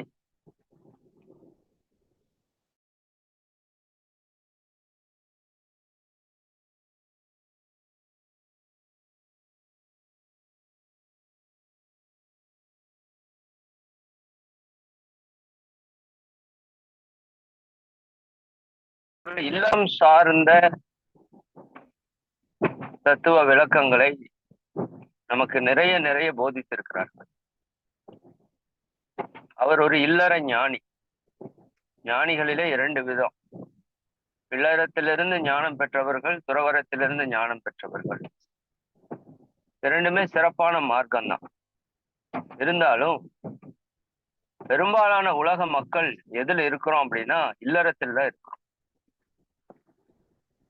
அப்போ இயற்கையினுடைய நேரடி அமைப்பும் குடும்ப அமைப்பாகத்தான் இருக்கிறது. ஏன்னா ஆண் பெண் என்ற ஒரு 2 உயிர்களை இதை தோற்றுவித்திருக்குதுன்னா அதற்கு ஒரு காரணம் இல்லாமல் காரியம் இல்லை. அப்போ அதனுடைய அடிப்படையில மகரிஷி அவர்கள் இல்லறத்திலிருந்து அந்த ஞானம் பெற்றதால் இந்த இல்லறத்தை பற்றிய தெளிவை நம்ம எல்லோருக்கும் மிக ஆழமாக அவரால் போதிக்க முடிகிறது. அவர் உணர்ந்ததை நமக்கு கடத்த முடிகிறது என்று சொல்லலாம். அந்த விதத்தில ஒவ்வொரு திருமணமான தம்பதியரும் தெரிந்து வைத்திருக்க வேண்டிய ஒரு கவியாக இந்த கவியை நாம வைக்கணும். சரி, கவி விளக்கத்திற்கு செல்வோம். இது இல்வாழ்க்கை எவ்வளவு சிறப்பாக அமைய வேண்டும் என்று நாம் நினைக்கிறோமோ அதற்கான ஒரு கவி. இல்வாழ்க்கையில் வரக்கூடிய துன்பங்களுக்கான காரணத்தையும் இந்த கவி விளக்கி அந்த துன்பங்களிலிருந்து விடுபட்டு நாம் மகிழ்வாக நிறைவாக வாழ்வதற்காக இந்த கவி பல நுட்பங்களை நமக்கு கற்றுக் கொடுக்கிறது என்றுதான் சொல்லணும். அதில முதல் வரியிலேயே மகரிஷி என்ன சொல்றாங்கன்னா, அன்பு ஊற்றாம் இல்லறத்தில். இங்கேயே இல்லறத்துக்கு ஒரு டெபினேஷன் கொடுக்கிறார். இல்லறம் என்பது என்ன அப்படின்னா அது ஒரு அன்பு ஊற்று. அப்ப அன்பு என்றால் என்ன? அது ஒரு கேள்வி நமக்கு வருது. ஊற்று ஊற்று நீரை நீங்க கேள்விப்பட்டிருப்பீங்க. தானாக பூமியிலிருந்து நீர் சுரந்து கொண்டே இருக்கிறது. அது ஊற்று. அப்ப அன்பினுடைய ஊற்று, அன்பு என்றாலே அது கொடுப்பதுதான் இல்லையா? அப்ப குடும்பம் அப்படிங்கிறது எப்படி இருக்கணும்னு முதல் 2 வார்த்தைகளிலே அவர் அதை முழுமைப்படுத்திட்டார். இல்லறம் என்பது எப்படி இருக்கணும்? அது அன்பு ஊற்றாக இருக்க வேண்டும். அன்பு என்பது என்ன? பிறர் நலத்திற்காக நாம் செய்யக்கூடிய செயல் அனைத்துமே அன்பு. இந்த ஒரு வார்த்தை மட்டும், ஒரு வரியை மட்டும் மனப்பாடம் வச்சுக்கோங்க, மனசுல வச்சுக்கோங்க. உண்மையாலுமே நம்ம அன்பு அப்படின்னு சொல்றோம் இல்லையா, அது எது அன்பு அப்படின்னா, துன்பம் போக்கும் தூய நெறியே அன்பாம் அறமாம் அறிவின் உயர்வாம் என்று மகிழ்ச்சி அடிக்கடி சொல்லுவாங்க. பிறர் துன்பம் போக்கக்கூடிய செயல் எல்லாமே அன்பு. அப்ப அன்புக்கு எதிரானது பிறருக்கு துன்பம் கொடுக்கிறது எல்லாம் அன்பல்லாத செயல். அப்ப அன்பு துன்பம் போக்குவது. விவேகானந்தர் அதனாலதான் சொல்வார், அன்பின் மூலமாக செய்யப்படும் ஒவ்வொரு செயலும் ஆனந்தத்தை கொண்டு வந்தே தீரும். இப்ப எது அன்பு? பிறர் நலமாக இருக்க வேண்டும் என்று நீங்கள் எண்ணக்கூடிய ஒவ்வொரு எண்ணமும் அன்பு, சொல்லக்கூடிய ஒவ்வொரு சொல்லும் அன்பு, செய்யக்கூடிய ஒவ்வொரு செயலும் அன்பு. ஆமா, நான் இதை பல இடங்கள்ல சொல்லி இருக்கிறேன் குடும்ப அமைதியில. இருந்தாலும் இந்த இடத்துல இதை சொல்லணும். உண்மையான அன்பு என்பது சுயநலமற்றது. சுயநலத்துக்கு அன்புக்கு என்ன வித்தியாசம் அப்படின்னா, சுயநலம் என்பது முழுக்க முழுக்க தன்னை மையப்படுத்தி செயல்படக்கூடியது. அன்பு என்பது முழுக்க முழுக்க பிறரை மையப்படுத்தி செய்யக்கூடியது, பிறருக்காக செய்யக்கூடியது. இது தனக்காக செய்யக்கூடியது. நிறைய பேர் அன்புக்கு எதிர்ப்பதை என்னன்னு கேட்பாங்க, தெரியாதுன்னு சொல்லுவோம். ஆனா அன்புக்கு எதிர்ப்பதம் உண்டு. அதுக்கு பேர் சுயநலம். அன்பின்மை அல்ல, அது சுயநலம். சுயநலத்தோடு இருப்பவனிடம் அன்பு இருக்காது, அன்பு இருப்பவனிடம் சுயநலம் இருக்காது. அன்பிற்கும் உண்டோ அடைக்கும் தாள் என்று வள்ளுவர் சொல்றார். சரிதானுங்களா? அன்பிற் சிறந்த தவம் இல்லை என்று பாரதி சொல்றார். இந்த தவம் இயற்றுவதே எதற்காக? நீ அன்பு செலுத்துவதற்கு. அன்பே சிவம் என்றும் சொல்லியாச்சு. பிற துன்பத்தை போக்கக்கூடிய செயலை தெய்வ செயல் என்று சொல்லியாச்சு. அப்ப அந்த அன்பு என்பதை நம்ம என்னன்னு புரிந்து கொள்ளணும். குடும்பம் என்பதே அன்பின் ஊற்றாக இருக்க வேண்டும். அப்ப பிறருக்கு நன்மை செய்யக்கூடிய, பிறருக்கு சுதந்திரத்தை கொடுக்கக்கூடிய, பிறருக்கு பிடித்ததை செய்யக்கூடியது தான் அன்பு அப்படின்னு சொல்லலாம். நான் சிம்பிளா சொல்லிட்டு அடுத்தது வந்துடுறேன். ஏன்னா இது பேசணும், நிறைய பேசணும் அன்பை பற்றி. ஏன்னா இல்லறம் அப்படின்னா என்னன்னு புரிஞ்சுக்கிறதுக்காக. இப்போ உதாரணத்துக்கு உங்க குழந்தைக்கு டாக்டர் படிக்கணும்னு விருப்பம். உங்களுக்கு அவன் இன்ஜினியர் படிக்கணும்னு விருப்பம். இப்போ உண்மையாலுமே உங்க குழந்தை மேல உங்களுக்கு அன்பு இருந்தா நீங்க என்ன பண்ணுவீங்க? அவனை டாக்டர் படிக்கிறதுக்கு அலௌடு பண்ணுவீங்க இல்லையா? அதான் அன்பு. அவனுக்கு என்ன விருப்பமோ அதை செய்வதற்கு நாம உதவினா அதற்கு பேர் அன்பு. இல்ல நீ இன்ஜினியர் தான் படிக்கணும் அப்படின்னு சொன்னீங்கன்னா அதுக்கு பேர் அன்பு அல்ல. இது மாதிரி ஒவ்வொரு செயலையும் எடுத்துக்கொள்ளுங்க. உங்கள் கணவருக்கு என்ன பிடிக்கிறதோ அதை அவர் செய்வதற்கு அனுமதிப்பதற்கு பேர் அன்பு. அது நல்லதோ கெட்டதோ முதல்ல அலௌடு பண்ணுங்க. கெட்டதா இருந்தா அதை மாற்றி அமைப்பதான் அன்பால முடியும். பட் நாம பற்று பாசத்துல சிக்கி கொண்டு வாழ்க்கையை துன்பப்படுத்துறோம். மனைவிக்கும் அதேதான், கணவருக்கும் அதேதான் விதி. சரிதானுங்களா? ஒரு மனைவி மேல உண்மையாலுமே அன்பு இருக்குன்னா கணவர் என்ன பண்ணணும்? அவர்களுக்கு பிடித்ததை செய்வதற்கு அனுமதிக்கணும், அவ்வளவுதான். அதான் அந்த படத்துல கூட சொல்லுவாங்க, ரோஜா கூட்டம். நான் பலமுறை எப்ப குடும்பத்தை பத்தி பேசினாலும் இந்த உதாரணம் சொல்லாம இருக்கிறது இல்ல. ரோஜா கூட்டம்னு ஒரு படத்துல சசிங்கிற டைரக்டர் ஒரு வார்த்தையை நல்லா வச்சிருப்பாரு. அடிக்கடி நம்ம எழுதணும், இல்லாட்டி நம்ம இல்லறத்தில் எழுதி எழுதி ஒட்டணும் அங்கங்க. அங்க ஒரு டைலாக் இருக்கும். அந்த பொண்ணு இவரை விட்டுட்டு போயிடும், இவர் அழுதுட்டு இருப்பாரு ஹீரோ. அப்ப அவங்க அம்மா ராதிகாவோட டைலாக் இது, அந்த பொண்ணை கல்யாணம் பண்ணிக்கிட்டா நீ நல்லா இருப்ப அப்படின்னு நினைச்சா அதற்கு பேர் சுயநலம். அந்த பொண்ணை கல்யாணம் பண்ணிட்டா அவ நல்லா இருப்பா அப்படின்னு நினைச்சா அதற்கு பேர் அன்பு. இதுக்கு மேல எனக்கு தெரிஞ்சு எந்த ஒரு விளக்க ஞானமும் தேவையில்லை நமக்கு. அந்த அளவுக்கு இது என்னைய பாதித்த, என் மனதில் பதிந்த ஒரு செய்தி. ஒரே கேள்விதான், இப்ப இவங்களை திருமணம் செய்து கொண்டால் இவர்கள் நல்லா இருப்பாங்க அப்படின்னு நினைச்சா அதுக்கு பேர் அன்பு இல்லையா? அப்ப அவங்க நல்லா இருக்கிறதுக்காகத்தான் இது நடக்குதுன்னு புரிஞ்சுக்கிட்டா அன்பு.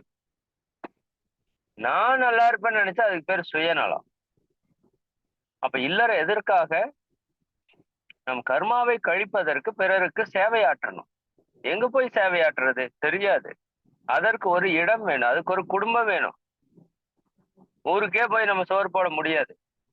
அப்ப 4 பேருக்கு சோறாக்கி போட முடியும், 4 பேருக்கு சம்பாதிச்சு கொடுக்க முடியும், 4 பேரோட தேவை நிறைவேற்ற முடியும். அப்ப பிறருக்காக வாழ்வதுதான் அன்பு. சரிங்களா? அதற்குன்னு தன்னை கெடுத்துக் கொள்ள சொல்லல. நீங்கள் உங்கள் மேல் அன்பு இருந்தால் உங்களுக்கான செயலையும் சரியா செய்வீங்க. சரி, அப்ப இல்லறம் என்பது என்னன்னு சொல்றார் மகிழ்ச்சினா, அன்பு ஊற்று. பிறருக்காக நான் வாழ்கிறேன். மகான்கள் ஞானிகள் இந்த உலகத்திற்காக வாழ்வது போல ஒவ்வொரு இல்லறத்தாரும் பிறருக்காகத்தான் வாழ்றோம். ஆனால் தனக்கான சுயநலத்தோடு வாழ்றோம். அதுதான் அங்க பிரச்சனை. சரி, அப்ப இல்லறம் எப்படி இருக்கணும்? அன்பு ஊற்று, அதான் இல்லறம். பிறருக்காக அவர்களுக்கு சந்தோஷம்னா, அவங்களுக்கு மகிழ்ச்சினா நான் என்ன செய்யணும்? சரிங்களா? எனக்கு இது அப்படின்னு சொல்லி செஞ்சீங்கன்னா அதுக்கு பேரு இல்லறமே கிடையாது. அது ஒரு பிசினஸ் இல்லையா? தனக்கு லாபம் ஈட்டணும் அப்படிங்கிறது பிசினஸ். Okay, right. நாம செய்த வாணிபம் அல்ல, வாழ்க்கை இல்லையா? அன்பு ஊற்றாம் இல்லறத்தில் ஆண் பெண் 2 பேரும், 2 பேரையும் தான் சொல்றார் மகிழ்ச்சி. ஆண் பெண் 2 பேரும் அவரவர்கள் துணைவர்களை, அவரவர்கள் வாழ்க்கை துணைவர்களை மனம் வருந்த செய்தால், 2 பேருமே அவங்களோட வாழ்க்கை துணைய மனம் வருந்த செய்யறோம். இது நடந்துட்டே இருக்கு டெய்லியும் பல சூழல்கள்ல, பல இடங்கள்ல, சொற்களாலோ செயலாலோ நம்ம என்ன பண்ணிட்டே இருக்கிறோம்? மற்றவர் மனதை காயப்படுத்தி கொண்டே இருக்கிறோம். இன்னைக்கு உடலை துன்பப்படுத்துறது குறைஞ்சு போச்சுன்னு நினைக்கிறேன். முதல்ல இருந்த அளவுக்கு இல்ல. ஆனா இன்னைக்கு மனக்காயம்ங்கிறது கொஞ்சம் நஞ்சம் இல்லை. அந்த அளவுக்கு மனதை காயப்படுத்தி பழகிட்டோம். அதுக்கு 2 தரப்புமே காரணமா இருக்கு. அவங்களுடைய எதிர்பார்ப்பும் இருக்கு. சரிங்களா? அப்போ இந்த இடத்துல ஏதோ ஒரு காரணம், ஆனால் மன வருத்தம் வருதா இல்லையா? இப்படி 2 பேரும் அவங்களோட வாழ்க்கை துணையை மனம் வருந்த செய்தா என்ன ஆகும்னா, துன்ப உணர்வலை எழும்பும். எங்க? மனதிலே. நம்மள ஒருத்தர் திட்டா, சரி என்ன குறை பேசினா நமக்கு ஒரு துன்பம் வருது இல்லையா மனதுல? அந்த துன்ப உணர்வலை எழும்பி தாக்கியோரை தாக்கும். யார் அந்த விஷயத்தை செய்தார்களோ அவர்கள் அது கண்டிப்பா போய் தாக்கும், பாதிக்கும். அதுவும் குறிப்பாக கணவன் மனைவிக்கு. அதாவது ஒருத்தருக்காகவே வாழ்வதற்காக எடுக்கப்பட்ட உருவம் கணவன் மனைவி. இந்த உலகத்திலேயே எனக்காக ஒருத்தி, எனக்காக ஒருத்தர் அப்படின்னா அது அவங்கதான். அதற்கு ஈடு இணையே கிடையாது. அப்படி இருக்கிற ஒரு உறவு, இருப்பதிலே மிகச்சிறந்த தெய்வீக உறவு, உயர்ந்த உறவு. ம்? அப்படி இருக்கிற ஒரு உறவுல இப்ப நமக்கு யார் அதிக நன்மை செய்திருப்பாங்க அப்படின்னு வாழ்க்கையினுடைய இறுதியில நீங்க சிந்தித்தால், உங்கள் பெற்றோரை விட வாழ்க்கை துறை தான் இருப்பான்னு திருவிக்க அவர்கள் சொல்றாங்க. பெற்றோரை விட வாழ்க்கை துணை தான் இருப்பாங்களாம் வாழ்க்கையினுடைய நிறைவுல நீங்க சிந்திச்சா. எங்கேயோ பிறந்து எங்கேயோ வளர்ந்து தன்னுடைய வாழ்வையே நமக்காக அர்ப்பணிக்கக்கூடிய அளவுல ஒரு ஆள் இருக்கிறாங்கன்னா அது வாழ்க்கை துறை தான். அப்ப நமக்காகவே வாழக்கூடிய ஒரு ஜீவனை மனம் வருத்த செய்தா அந்த துன்ப உணர்வு அலை எழும்பி யார் அதை செய்தாங்களோ அவங்களை போய் தாக்குங்கிறார். தாக்கும்னா புரியுது இல்லையா? அது எவ்வளவு ஒரு கடினமான வார்த்தை பாருங்க. தாக்குதல் அப்படிங்கிற மாதிரி அந்த உணர்வலை போய் அவங்கள தாக்குமாம். துன்ப உணர்வலை எழும்பி தாக்கியோரை தாக்கும். அவங்க எதிர்த்து சொல்றாங்களோ திட்டுறாங்களோ திட்டலையோ, அது ஏத்துக்கிறாங்களோ இல்லையோ, ஆனா மனம் வருத்தன்னு பட்டுட்டாங்கன்னா அந்த மனம் வருத்தம் ஒரு துன்ப உணர்வலையாக எழும்பி தாக்கியோரை தாக்கும். சரி, தாக்குறப்ப என்னப்பா நடக்கும்? அது ஒரு கேள்வி இருக்குல்ல. தொல்லை தரும் சாபமாம். நம்ம வாழ்க்கையில இதுதான் மிகப்பெரிய சாபமாக மாறிவிடும். இது பல தொல்லைகளை நம்ம வாழ்க்கையில உண்டு பண்ணும். தொல்லைனா என்ன? துன்பம். நோய்கள் வரும் தேர்வீர். உடல் நோய்களும் வரும், மன நோய்களும் வரும். இப்ப நோய் வருவதற்கான காரணத்துல என்ன இருக்கு பாருங்க. மகரிஷி நோய் வர காரணம்னு எழுதியிருக்கார், ஞாபகம் இருக்கா உங்களுக்கு? கருவமைப்பு, உணவு வகை, எண்ணம், செய்கை, கவனத்தில் கோள்கள் நிலை, சந்தர்ப்பத்தால் வரும் இயற்கை நிகழ்ச்சிகளின் மோதல், வாழும் உயிர்களுக்கு பல ரசாயனங்கள் தரும் மாற்றம், தரமுக்க இன்ப துன்பம் தகுந்த அளவாம். இதிலோர் சக்தி மீறி பெருகி ரத்தச்சுழல் தடுக்க நோயாய் மாறி பின்னும் அதிகரித்து விட மரணமாகும் எழுதி வச்சிருப்பார். அதுல ஒண்ணு என்ன தெரியுமா? 6ல ஒன்று செய்கை. அந்த செய்கைக்கு உள்ளதா இந்த பிறரை மனம் வருத்தக்கூடிய நிலை வருது. சரிங்களா? அப்ப இந்த ஒரு பிறரை மனம் வருத்தக்கூடிய ஒரு செயலை செய்தால் நோய்கள் வரும்னு மகரிஷி சொல்றாங்க. உண்மைதான். நம்ம காரண காரியமே இல்லாம நோய் வரும், கவனிச்சிருக்கீங்களா? குறிப்பாக யோக பயிற்சியில இருப்பவர்கள், நல்ல உணவு கட்டுப்பாடோடு இருப்பவர்கள், அவர்களுக்கு ஏன் நோய் வருது? நல்ல சேவை செய்பவர்களுக்கு ஏன் நோய் வருது? ஆமா, இந்த இடத்தை நம்ம மாற்றி அமைக்கணும். எந்த இடத்தை? பிறருக்கு துன்பம் கொடுப்பதை நாம மாற்றி அமைக்காமல் நமக்கு துன்பம் வருவது என்பது நிக்காது. துன்பம் உடலிலே நோயாகவோ மனதிலே நோயாகவோ வரும். 2 தான வழி. நோய்கள் வரும். தேர்வீர். தேர்வீர்னா என்ன? அதுல இருந்து எப்படியாச்சும் சேர்ந்து வந்துருங்கன்னு சொல்றார். தேர்ச்சி பெற்று விடுங்கள் இந்த இடத்திலிருந்து. இது உங்க வாழ்க்கையை ரொம்ப கஷ்டப்படுத்திடும், பல தொல்லைகளை உருவாக்கி விடும். உதாரணம் கூட சொல்றது ஒண்ணு. அமெரிக்காவில ஒரு ஆய்வு நடத்தினாங்க. அங்க காலை நேரங்களில அதிக ஆக்சிடென்ட்ஸ் நடக்குதுன்னு ஒரு ரிப்போர்ட் வந்தது. சரி, அந்த ஆக்சிடென்ட் நடத்துறத பத்தி ஒரு ஆராய்ச்சி பண்ணாங்க. யாருக்கு நடக்குது, எப்ப நடக்குது அப்படின்னு. அப்படி நடத்திய ஆய்வுல ஒரு மிகப்பெரிய தகவல், அந்த ஆக்சிடென்ட் ஆனவங்கள்ல கிட்டத்தட்ட 90% அன்பர்கள் காலையில வீட்டிலே கணவன் மனைவிக்கு இடையே அல்லது குழந்தைகளுக்கு இடையே சண்டை போட்டுக்கொண்டு வெளியேறியவர்கள். எவ்வளவு பெரிய விஷயமா இருக்கு. அப்ப இன்னைக்கு எவ்வளவு ஆக்சிடென்ட்ஸ் நடக்குது? என்ன காரணம்? மன வருத்தம் செஞ்சீங்கன்னா, ஆமா, அந்த சாப அலை ஏதோ ஒரு வழியா உங்களுக்கு ஒரு துன்பத்தை கொடுத்து தாக்கும். அவங்க எந்த அளவிற்கு மனதிலே வலியை பெற்றிருக்கிறார்களோ அதே வலியை உங்களுக்கு கொடுக்காம அது போகாது. காரணம் பல காரணமா இருக்கலாம், வலி, ஆனா அந்த வலியை நீங்க உணராம அது நம்மை விட்டு போகாது. அப்ப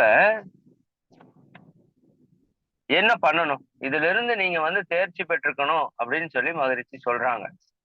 இந்த இடத்துல நீங்க தேர்ச்சி பெறல அப்படின்னா நிச்சயமா உங்க வாழ்க்கை முழுமை அடையாது.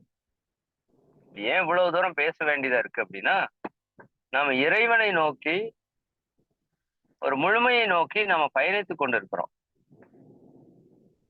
அப்ப அந்த பயணம் நிறைவாகணும் அப்படின்னா இப்படி பண்ணிட்டே இருந்தா எப்படி நிறைவாகும்?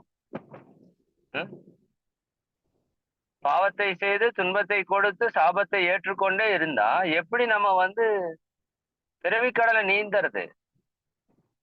சாபம்தான் கர்ம வினைகளா வந்திருக்கு, அதை சேற்றிக்கொண்டே இருக்கிறோம். அப்ப அதுல இருந்து விடுபடுவதற்கான வழி இதை நிறுத்திதான் ஆகணும். அதுல இருந்து தேர்ந்து வந்துருங்கப்பா, இவ்வளவு துன்பம் நடக்குதுப்பா, தயவு செய்து பாவத்தை சேர்த்தாதீர்கள். சரி, எப்படி வாழணும் சாமி அப்படின்னா அதுவும் சொல்றார். ஏன்னா அவரு இல்லற ஞானி இல்ல, 1க்கு 2 திருமணம் செய்தவர் இல்லையா? மிகப்பெரிய பக்குவத்தை அவர் பெற்றிருப்பார் இயற்கையா. அவர் முதல்ல ஞானம், இல்லறத்தில் இருக்கும்போது ஒவ்வொன்றையும் ஆய்வு செய்த ஞானத்தை அவர் அனுபவித்திருப்பார். அவர் என்ன சொல்றாரு? அன்பு ஊற்று இருக்க வேண்டிய இல்லறம் இன்ப ஊற்று பெருக வேண்டும் இருவருக்கிடையே. இன்ப ஊற்று இருவரிடை பெருக. இன்ப ஊற்று இருவரிடை பெருக. 2 பேத்துக்கு நடுவுல இன்ப ஊற்று பெருகணும் இப்போ இல்லையா? இப்ப துன்ப ஊற்றுதான் பெருகிட்டு இருக்குது பொதுவா. இன்ப ஊற்று பெருக இந்த 2 பேருக்கு இடையில என்ன நடக்கணும், என்ன செஞ்சா அது இன்ப ஊற்றாக பெருகும்? இத நம்ம வந்து ஒரு நீங்க வேணா ஒரு ஆராய்ச்சியா கூட எடுத்துக்கோங்களேன். நம்ம ஆசிரியர்கள் தானே, எல்லார் வீட்லயும் பிரச்சனை இருக்குங்க. இக்கரைக்கு அக்கறை பச்சைதான், சரிதானுங்களா? ஆனா நம்ம இம்ப்ளிமெண்டேஷன் வந்து ரொம்ப குறைவா இருக்கு. அதுதான் இப்ப பிரச்சனை. நம்ம கற்றுக்கொண்ட என்ன பயிற்சிகளை நுட்பங்களை நம்ம பயன்படுத்துறது, நமக்கு நிறைய பிரம்ம ஆஸ்திரங்கள் கொடுக்கப்பட்டிருக்குது இறைவனால. பட் பயன்படுத்தினா தானே அது வேலை செஞ்சு நமக்கு பலனை கொடுக்கும். நம்ம வாங்கி வாங்கி வச்சுக்கிறோம். இப்ப மகரிஷி என்ன சொல்றாரு? அவர் கன்ஃபார்மா சொல்றாரு, உங்க குடும்பத்துல உறவுகளுக்கு இடையே இன்ப ஊற்று பெருக. 2 பேருக்கு இடையில இன்ப ஊற்று பெருகணும்னா என்ன பண்ணணும்? வாழ்த்தலோடு ஒருவரை ஒருவர் அடிக்கடி நினைந்து அவர் செய்த நல்ல விஷயங்களை எல்லாம் உணர்ந்து உணர்ந்து உணர்ந்து உணர்ந்து வாழ்த்திக் கொண்டே இருக்க வேண்டும். யாருக்கும் பெருசாவெல்லாம் போய் நன்றி சொல்ல வேண்டாம். முதல் வாழ்க்கை துணைக்கு நன்றி சொல்லு. எனக்கு தெரிஞ்சு இந்த ஒரு இடம் சரியானாலே மற்றதெல்லாம் 10% தாங்க. இதுதான் 90%. நம்ம வாழ்க்கையை மொத்தமா ஆக்கிரமிப்பு பண்ற இடம் வந்து வாழ்க்கை துணை இடம் தான். அந்த இடம் சரியானா எல்லாம் சரியானு ஏன் சொன்னாங்க? அப்போ அதை வந்து நம்ம ரொம்ப கவனம் எடுத்து இதை செய்யணும். நம்ம வாழ்க்கையில வர எல்லா துன்பங்களையும் போக்குறதுக்காக என்று கூட நீங்க நினைத்து என்ன பண்ணணும்? இந்த செயலை நம்ம ஒரு எக்ஸ்பெரிமெண்டலா செய்யணும். இப்ப நம்ம குடும்பத்துல உறவுகளுக்குள்ள உடல் மனதுல என்னென்னவெல்லாம் பிரச்சனை இருக்குது அப்படிங்கறத நீங்க நோட் பண்ணிக்கோ, குறிப்பா உறவுகளுக்குள்ள.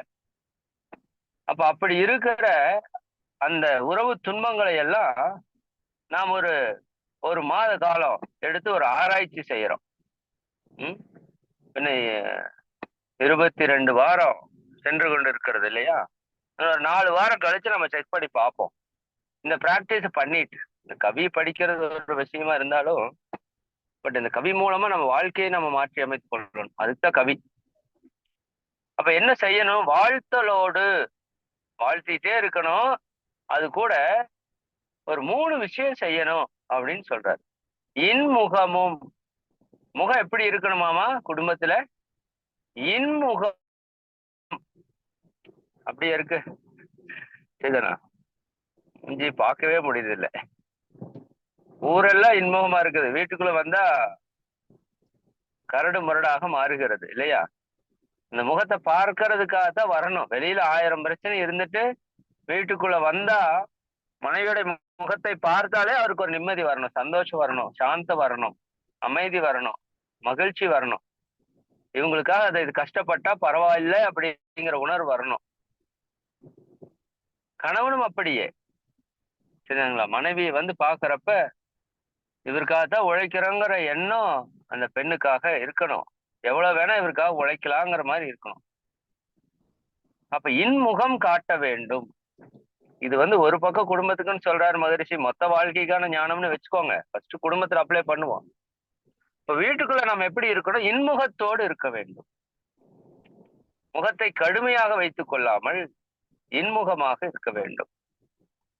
பொறுமை என்ன? பொறுமை. பொறுத்தார் பூமி ஆழ்வார். என்ன ஆயிரும்? பொறுமை என்பது இறைவனுடைய குணம், இறைத்தன்மை பொறுமை. பொறுமைக்கு எல்லை உண்டா? எல்லையற்ற இறைநிலை போல பொறுமைக்கு எல்லையே கிடையாது. என்ன ஆயிரும்? ஒன்னும் ஆகி போவதில்லை. பொறுத்தார் பூமி ஆழ்வார். அப்ப இது வந்து நம்ம மனதில் வைத்துக் கொள்ளணும். குடும்பத்துக்குள்ள போனாலே வாழ்த்து, இன்முகம், 5 விஷயம் சொல்றாரு. ஆமா, 5 சொல்றாரு. வாழ்த்து, இன்முகம், பொறுமையா இருக்கும். பொறுமையா இருக்கும். இந்த பொறுமை பெண்மையினுடைய சிறப்பு என்று பல அறிஞர்கள் கருத்தை தெரிவிக்கிறாங்க. ஆண்களுக்கு அது கொஞ்சம் கஷ்டம், பட் பெண்மைக்கு இருக்கிற மிகப்பெரிய சிறப்பு பொறுமை. ஆனா இன்னைக்கு அது ரொம்ப ரொம்ப குறைஞ்சிட்டே வருது. எல்லாரும் ஈக்குவல்ன்ட்டு பொறுமையினுடைய அடையாளம் பெண்மை என்று சொல்லுவாங்க. அவங்களால இருக்க முடியும். ஆண்கள் கொஞ்சம் கொண்டு வர்றது கஷ்டம், பட் பெண்கள் நினைத்தால் இருக்க முடியும். 2 பேருமே இருக்கணும், பொறுமையாக இருக்க வேண்டும். தியாகம் செய்ய வேண்டும். வாழ்க்கையவே நமக்காக கொடுக்கிறவங்களுக்காக நம்ம சிலவற்றை தியாகம் செய்யறது தவறே கிடையாது. மகரிஷி ஏடிஎஸ் இன்ஜெக்ஷன் அப்படின்னு சொல்லுவாங்க, நீங்க கேள்விப்பட்டிருப்பீங்கன்னு நினைக்கிறேன். குடும்பம் அமைதியா போகணும்னா இந்த ஊசி எல்லாரும் போட்டுக்கணும். Adjustment, tolerance and sacrifice. ADS injection போடுவாங்க, தெரியுமா உங்களுக்கு? குழந்தைகளுக்கு தடுப்பூசி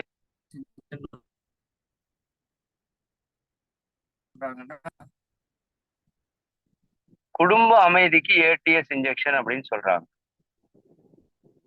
அது என்ன ஏடிஎஸ் இன்ஜெக்ஷன்? அட்ஜஸ்ட்மெண்ட், விட்டு கொடுத்தல், சகிப்புத்தன்மை, தியாகம்.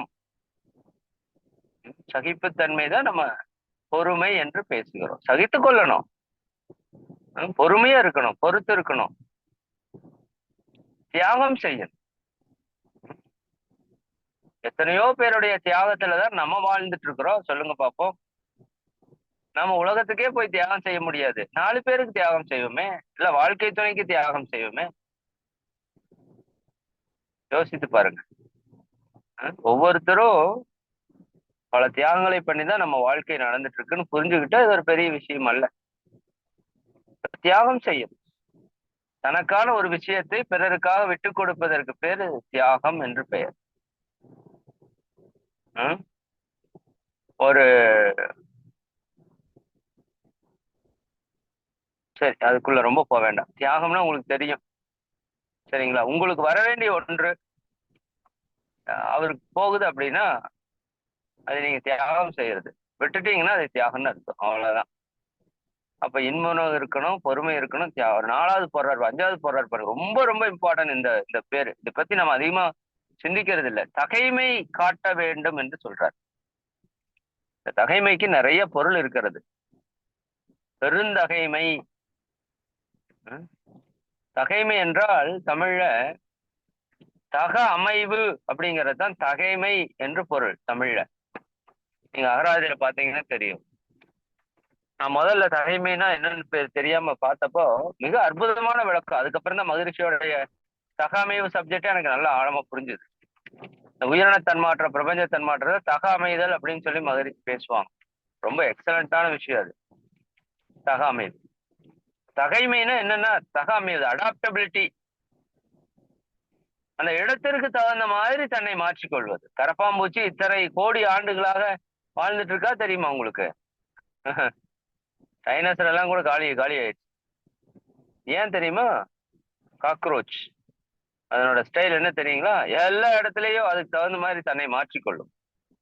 அதுல குடும்பத்துல ரொம்ப ரொம்ப முக்கியம் தகைமை காட்டணும். அந்த இடத்திற்கு தகுந்தாற் போல நம்மை மாற்றி அமைத்துக் கொள்ள வேண்டும். குடும்பத்துக்கு சந்தோஷம் வேணும்னா இது நீங்க நிச்சயமா பண்ணிதான் ஆகணும். பெருந்தகைமைங்கிறதுல மன விரிவு என்ற ஒரு பண்பு இருக்கு. மன விரிவோடு நம்ம செயல்படுறதுக்கு பழகிக்கணும். அப்ப வாழ்த்து, இன்முகம், பொறுமை, தியாகம், தகைமை. தகைமைனா புரிஞ்சிருச்சு இல்லையா? எக்ஸ்பிளைன் தேவையில்லை. அந்த இடத்திற்கு தகுந்தாற் போல நம்மை மாற்றி அமைத்துக் கொள்ள வேண்டும். சரிங்களா? நமக்கு தகுந்த மாதிரி இடம் மாறாது. சூழலுக்கு தகுந்த மாதிரி, இயற்கைக்கு தகுந்த மாதிரி நாம தான் மாறி அமைந்து கொள்ளணும். இயற்கையை நம்மால் மாற்றி அமைக்க முடியாது. அப்ப இந்த 5ஐயும் தகைமை காட்ட வேண்டும். மன விரிவோடு செயல்பட வேண்டும். அப்படி தன் புகழ் விளக்கும்.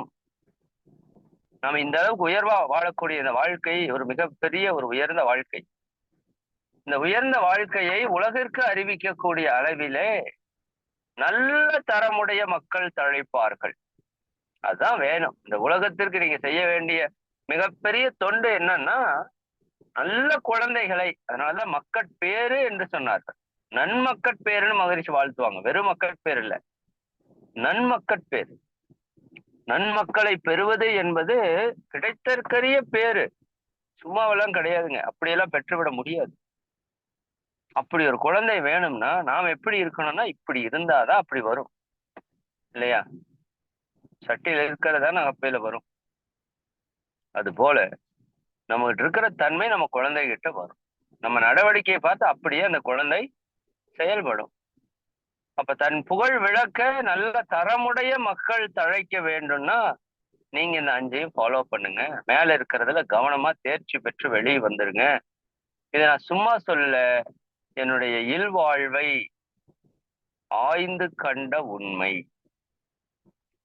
இல்வாழ்வை மிக ஆழமாக அவர் ஆராய்ச்சி செய்து அவர் கண்டிருக்கிற சத்தியம் இது. சரிங்களா? அன்பு ஊற்றாம் இல்லறத்தில் ஆண் பெண் இருவேரும் அவரவர்கள் துணைவர்களை மனம் வருந்த செய்தால் துன்ப உணர்வலை எழும்பி தாக்கியோரை தாக்கும். தொல்லை தரும் சாபமாம் நோய்கள் வரும் தேர்வீர். இன்ப ஊற்று இருவரிடை பெருக வாழ்த்தலோடு இன்முகமும் பொறுமை தியாகம் தகைமை காட்ட வேண்டும். தன் புகழ் விளக்கும் நல்ல தரமுடைய மக்கள் தலைப்பார்கள் இல்வாழ்வை ஆய்ந்து கண்ட உண்மை என்று மகரிஷி உலகத்தில் இருக்கிற ஒவ்வொரு குடும்பமும் அமைதியா மகிழ்ச்சியா வாழ்றதற்கு கொடுத்திருக்கிற ஒரு கவி. இதை நல்ல மனப்பாடம் செய்து கொள்ளுங்க. அதே போல இதை செயல்படுத்துறதுக்கும் நம்ம நிச்சயமா முயற்சி செய்வோம் என்று கூறி உங்களை எல்லாம் வாழ்த்தி நிறைவு செய்கிறோம். வாழ்க வளமுடன். நீங்களும் உங்கள் அன்பு குடும்ப உறுப்பினர்கள் அனைவரும் அருட்பேராற்றல் கருணையினால் உடல் நலம், நீலாயுள், நிறை செல்வம், உயர் புகழ், மெஞ்ஞானம் ஓங்கி இறை உணர்வு, அறநெறி, கல்வி, தனம், தானியம், இளமை, வலிவு, துணிவு, நன்மக்கட்பேறு, அறிவில் உயர்ந்தோர் நட்பு, அன்புடைமை, அகத்தவம், அழகு, புகழ், மனித மதிப்புணர்ந்து ஒழுகும் பண்பு, பொறையுடைமை எனும் பேறு 16 பெற்று பெருவாழ்வு வாழ்க. வாழ்க வளமுடன். வாழ்க வளமுடன். வாழ்க வளமுடன். வாழ்க வளமுடன். அன்பர்களே, சில முக்கிய அறிவிப்புகள் மட்டும் இருக்கு. இந்த மாதத்திலிருந்து உங்களுக்கு ஒவ்வொரு மாதத்திலும் ஒவ்வொரு தியானம் புதிதாக கொடுக்கணும் அப்படின்னு சொல்லி திட்டமிட்டிருக்கோம். முதல்ல இருந்தே இருந்ததுதான். பட் என்ன ஒரு சின்ன இதாயிடுச்சுன்னா,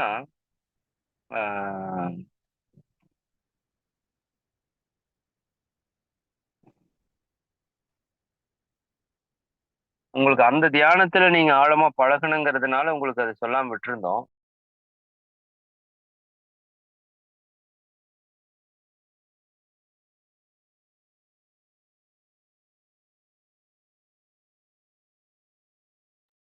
அப்போ அந்த பழைய தியானங்களை நீங்க ஆழமா பயணிக்கணுங்கிறதுனாலதான் அந்த ஒரு 4 மாசம் உங்களுக்கு ஃபுல்லா அதே தியானம் கொடுத்தோம்.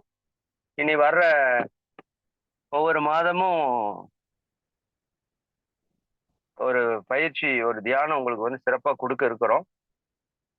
அதனால ஒவ்வொரு மாதமும் இந்த 1ஆம் தேதியிலிருந்து 7ஆம் தேதி வரைக்கும் நீங்க வந்து நாம் அந்த விரதம்ங்கிறது இப்ப ஆசிரியர் எல்லாருமே தொடர்ந்து கடைபிடிச்சிட்டு இருப்பீங்கன்னு நினைக்கிறேன். விரதம் மீன்ஸ் நம்ம பயிற்சிகளை முறையா சரியா செய்யறது, 5 முறை கடைபிடிக்கிறது, நேர மேலாண்மை, இதுதான் விரதம்னு சொல்றோம். அது நீங்க நல்லா பண்ணிட்டு இருப்பீங்கன்னு நினைக்கிறேன் முடிந்த வரைக்கும். இந்த ஒரு வாரத்திற்கு நீங்க அதைய மறுபடியும் ஸ்டார்ட் பண்ணுங்க. இந்த மாதம் மட்டும் உங்களுக்கு இன்னொரு 7 நாளுக்கு அப்புறம் ஒரு தியான தீட்சை வந்து கொடுக்க போறோம். இனி ஒரு 6-7 மாதங்களுக்கு புதிய புதிய தியானங்கள் உங்களுக்கு நிறைய சொல்லி கொடுப்போம். அதை நீங்க நிறைய கற்று தேர்ச்சி பெற முடியும். அதனால அந்த வாய்ப்பை நீங்க சரியா பயன்படுத்திக்கோங்க. அடுத்த வாரம் 10ஆம் தேதி உங்களுக்கு ஒரு தியானம் புதிதாக கற்றுக் கொடுத்தலாம். அது வரைக்கும் ஒரு வாரத்திற்கு நீங்க அந்த தியான முறைகளை, பயிற்சி முறைகளை கொஞ்சம் தீவிரமாக இந்த விரத நெறியில நம்ம கடைபிடிச்சிருப்போம். ஞாபகம் இருக்கா? முதல்ல உங்களுக்கு தியானத்துக்கு அது மாதிரி கடைபிடிங்க. ஒவ்வொரு மாதமும் 1ஆம் தேதியிலிருந்து 7ஆம் தேதி வரைக்கும் நம்ம அந்த விரத நாட்களாக நாம் அதை எடுத்துக்கொண்டு செயல்படுத்தலாம். சரிங்களா? ஏன்னா புதிய தியானங்கள் நீங்க கற்றுக்கொள்றதுக்கு அது உங்களுக்கு ரொம்ப சப்போர்ட்டிவா இருக்கும். அதே போல இந்த மாதத்திற்கான பண்பை நான் அடுத்த வகுப்புல உங்களுக்கு தெளிவா விளக்குறேன். அதை நீங்க ஃபாலோ பண்றதுக்கு ஆரம்பிச்சிடலாம். உலக சமாதான புக்கு அசைன்மெண்ட் இந்த மாதத்திற்கு நீங்க எல்லாம் எடுத்து செஞ்சுட்டு இருப்பீங்கன்னு நினைக்கிறேன். நல்லா சிறப்பா செய்யுங்க. ஓகே, உங்களுக்கு கோகோஸ்ட் பாடல் பயிற்சி இதெல்லாம் கொடுக்கறதுக்கு நான் விளக்கம் சொல்லணும். நான் அடுத்த வகுப்புல அதை பற்றி கொஞ்சம் தெளிவா சொல்றேன். சரிங்களா? மிக்க மகிழ்ச்சி. அனைவருக்கும் நன்றி. சிறப்பாக செயல்படுவோம். வாழ்க வளமுடன். வாழ்க வளமுடன் ஐயா. இன்னொரு அறிவிப்புங்கய்யா. சொல்லுங்கம்மா. ஐயா, அதாவது IIP2 வருகையை கணக்கெடுக்கிறதுக்காக போல் போட்டிருக்கோம். இன்னைக்குதான் இறை ஆசிரியர் குரூப்ல போட்டிருக்காங்க. அது விஐபி IIP2 விஐபி நம்பர் உள்ளவங்க மட்டும் அதை டச் பண்ணி வரணுன்றதும், அப்புறம் அதுக்கு பிறகு அவங்களுடைய பேர் முன்னுக்கு அந்த குழுவோட எண்ணை போட்டு பொங்கலர்னா 1A அந்த மாதிரி அவங்க என்ன போட்டு வரணும். உங்களுக்கு கொஞ்சம் எஜுகேட் பண்ணணும்மா. கரெக்டா எல்லாரும் அது பண்ணுவாங்களான்னு தெரியல. பட் அது எப்படி பண்ணணுங்கிறத ஒரு வீடியோவா பண்ணி நாம அனுப்பணும் அவங்களுக்கு. இன்னைக்கு போட்டிருக்காங்க ஐயா வீடியோ வந்து அம்மா இன்னைக்கு ராத்திரிக்கு போடுறேன்னு சொல்லியிருக்காங்க. ஆனா அந்த போல் போடுறது இன்னைக்கு டச் பண்றதுக்காக வேண்டி அந்த வருகை போல் போடுறது கண்டிப்பா பண்ணிடலாம். அது ஒரு விஷயம் இல்ல, இவங்க எல்லாருமே பண்ண முடியும். அது வந்து இவங்களோட அந்த IIP2 குரூப்ல போட்டிருக்கீங்க இல்லையா? ஆமாங்க ஐயா. ஓகேம்மா. நண்பர்களே, இப்போ நீங்க உங்களோட வருகை வந்து இதனால வரைக்கும் ஜூம்ல தான் பார்த்துட்டு இருந்தோம். இப்போ அது வாட்ஸ்அப் குரூப்லயும் அது வந்து வருகை வந்து கணக்கெடுக்கணும் அப்படிங்கிற மாதிரி ஒரு திட்டமிட்டு இருக்கிறோம். ஏன்னா ஆசிரியர்களுடைய குவாலிட்டி இன்னும் நல்லா இருக்கணும் அப்படிங்கிறதுக்காக உங்களோட வருகையை வந்து நாங்க நிர்ணயிக்கிறதுக்காக ஒரு போல் ஒன்று போட்டிருப்பாங்க அந்த குரூப்ல. IIP2 குரூப்ல ஃபைனல் குரூப்ல பார்த்தீங்கன்னா தெரியும். அதில் நீங்க இன்னைக்கு வகுப்புக்கு வந்திருக்கிறீங்களா அப்படிங்கிற விவரத்தை வந்து கேட்டிருப்பாங்க. அதை நீங்க டச் பண்ணி வந்திருந்தீங்கன்னா என்ன பண்ணிடணும், அந்த போல் நீங்க வந்து ஓகே பண்ணிடணும். சரிங்களா? அதை வந்து நீங்க கொஞ்சம் கவனமா பார்த்து ஒவ்வொரு நாள் வகுப்புக்கு வர்றப்போ நீங்க அதை வந்து டச் பண்ணி பண்ணணும். சரிங்களா? ஒண்ணு, IIP2 உள்ள இறை ஆசிரியர்கள் மட்டும் போல் போடணும்னு சொல்லியிருப்பாங்க. அதே போல IIP2 இன்றைய வகுப்பில் ஜூமில் கலந்து கொண்டேன் அல்லது யூடியூபில் கலந்து கொண்டேன், ரெண்டுல நீங்க எதுல வந்தீங்களோ அதை வந்து நீங்க வந்து டிக் பண்ணிக்கலாம். சரிங்களா? ஓகே, மகிழ்ச்சி. இதை வந்து நீங்க இன்னைக்கு வந்திருக்கிறப்போ இன்னைக்கே நீங்க வந்து போட்டுடலாம். இப்பவே கிட்டத்தட்ட 29, 30, 35 பேர் மகள் போட்டிருக்காங்க. நீங்க அது உங்க குரூப்ல அது பாருங்க. ISM2 இறையாசிரியர் பயிற்சின்னு இருக்கும் குரூப். அதில் நீங்க நிச்சயமா அதுல போல் போட்டுடலாம். சரிங்களா? உங்க பேர் மாத்துறதை பத்தின வீடியோ அனுப்புவாங்க, அதை பார்த்துட்டு நீங்க செயல்படலாம். வாழ்க வளமுடன்மா. நன்றி. நன்றிங்க ஐயா. வாழ்க வளமுடன். இன்று இறை ஆசிரியர் பயிற்சியிலே சிறப்பானதொரு ஆழ்நிலை ஆக்கினி தவம் வழி நடத்தி அதனைத் தொடர்ந்து இன்றைய சிந்தனையில் அன்பு ஊற்றாம் இல்லறத்தில் என்ற அருள் தந்தையின் கவிதைக்கு விளக்கம் கொடுத்தார்கள். இல்லறம் என்பது எப்போதும் ஒருவர் மற்றவரின் மகிழ்வையும் நிறைவையும் முதன்மையாக கொண்டும், வாழ்க்கை துணைவர் எப்போதும் ஒருவர் மற்றவரின் மற்றவரை எப்போதும் வாழ்த்த வேண்டும் என்றும், நமக்காகவே நமது நன்மையை கருதியே வாழ்பவரின் மனதை வருந்தச் செய்தால் அந்த வருத்தம் நமக்கு சாபமாக, நோயாக வரும் என்பதை மிக தெளிவாக உதாரணங்களோடு எடுத்துரைத்த ஐயா அவர்களை அனைவரும் துரிய நிலையில் நின்று வாழ்த்துவோம். இறை ஆசிரியர் இறை மதன்குமார் ஐயா அவர்கள் வாழ்க வளமுடன். இறை ஆசிரியர் இறை மதன்குமார் ஐயா அவர்கள் வாழ்க வளமுடன். இறை ஆசிரியர் இறை மதன்குமார் ஐயா அவர்களும் அவர்களின் அன்பு குடும்பத்தினர் அனைவரும் அருட்பேராற்றல் கருணையினால் உடல் நலம், நீலாயுள், நிறை செல்வம், உயர் புகழ், மெய்ஞானம் ஓங்கி வாழ்க வளமுடன், வாழ்க வளமுடன், வாழ்க வளமுடன். மிக்க நன்றிங்க ஐயா. சில முக்கிய அறிவிப்புகள். இன்று மாலை 5:15 மணிக்கு ஞான கானம், காயக்கல்ப கவி, காயக்கல்ப பயிற்சி, ஆழ்நிலை தியானம், அதனைத் தொடர்ந்து சிறப்பு சிந்தனை உரையும் நடைபெற உள்ளது. அன்பர்கள் அனைவரும் கலந்து கொண்டு ஆன்ம தூய்மை பெறுவோம். இரவு 8:30 மணிக்கு இறை மதன் ஐயா அவர்களின் தற்சோதனை வகுப்பும் நடைபெறும். நாளை அதிகாலை 4:15 முதல் 7 மணி வரை நடைபெறும் அனைத்து நிகழ்வுகளிலும் அனைவரும் பங்கேற்று ஆன்ம தூய்மை பெறுவோம். அடுத்த நிகழ்வாக உலக நல வாழ்த்து பாட இருக்கும் அன்பர்கள் என்ஜாய் செய்யலாம். மரகதமணி அம்மா, வாழ்க வளமுடன்மா. வாழ்க இறைநிலை, வாழ்க பிரபஞ்சம், வாழ்க வையகம், வாழ்க வளமுடன். உலக நல வாழ்த்து. உலகமெல்லாம் பருவமழை ஒத்தபடி பெய்யட்டும், உழவரெல்லாம் தானியத்தை ஊப்புடனே பெருக்கட்டும், பல தொழில்கள் பொறுகின்ற பாட்டாளி உயரட்டும்,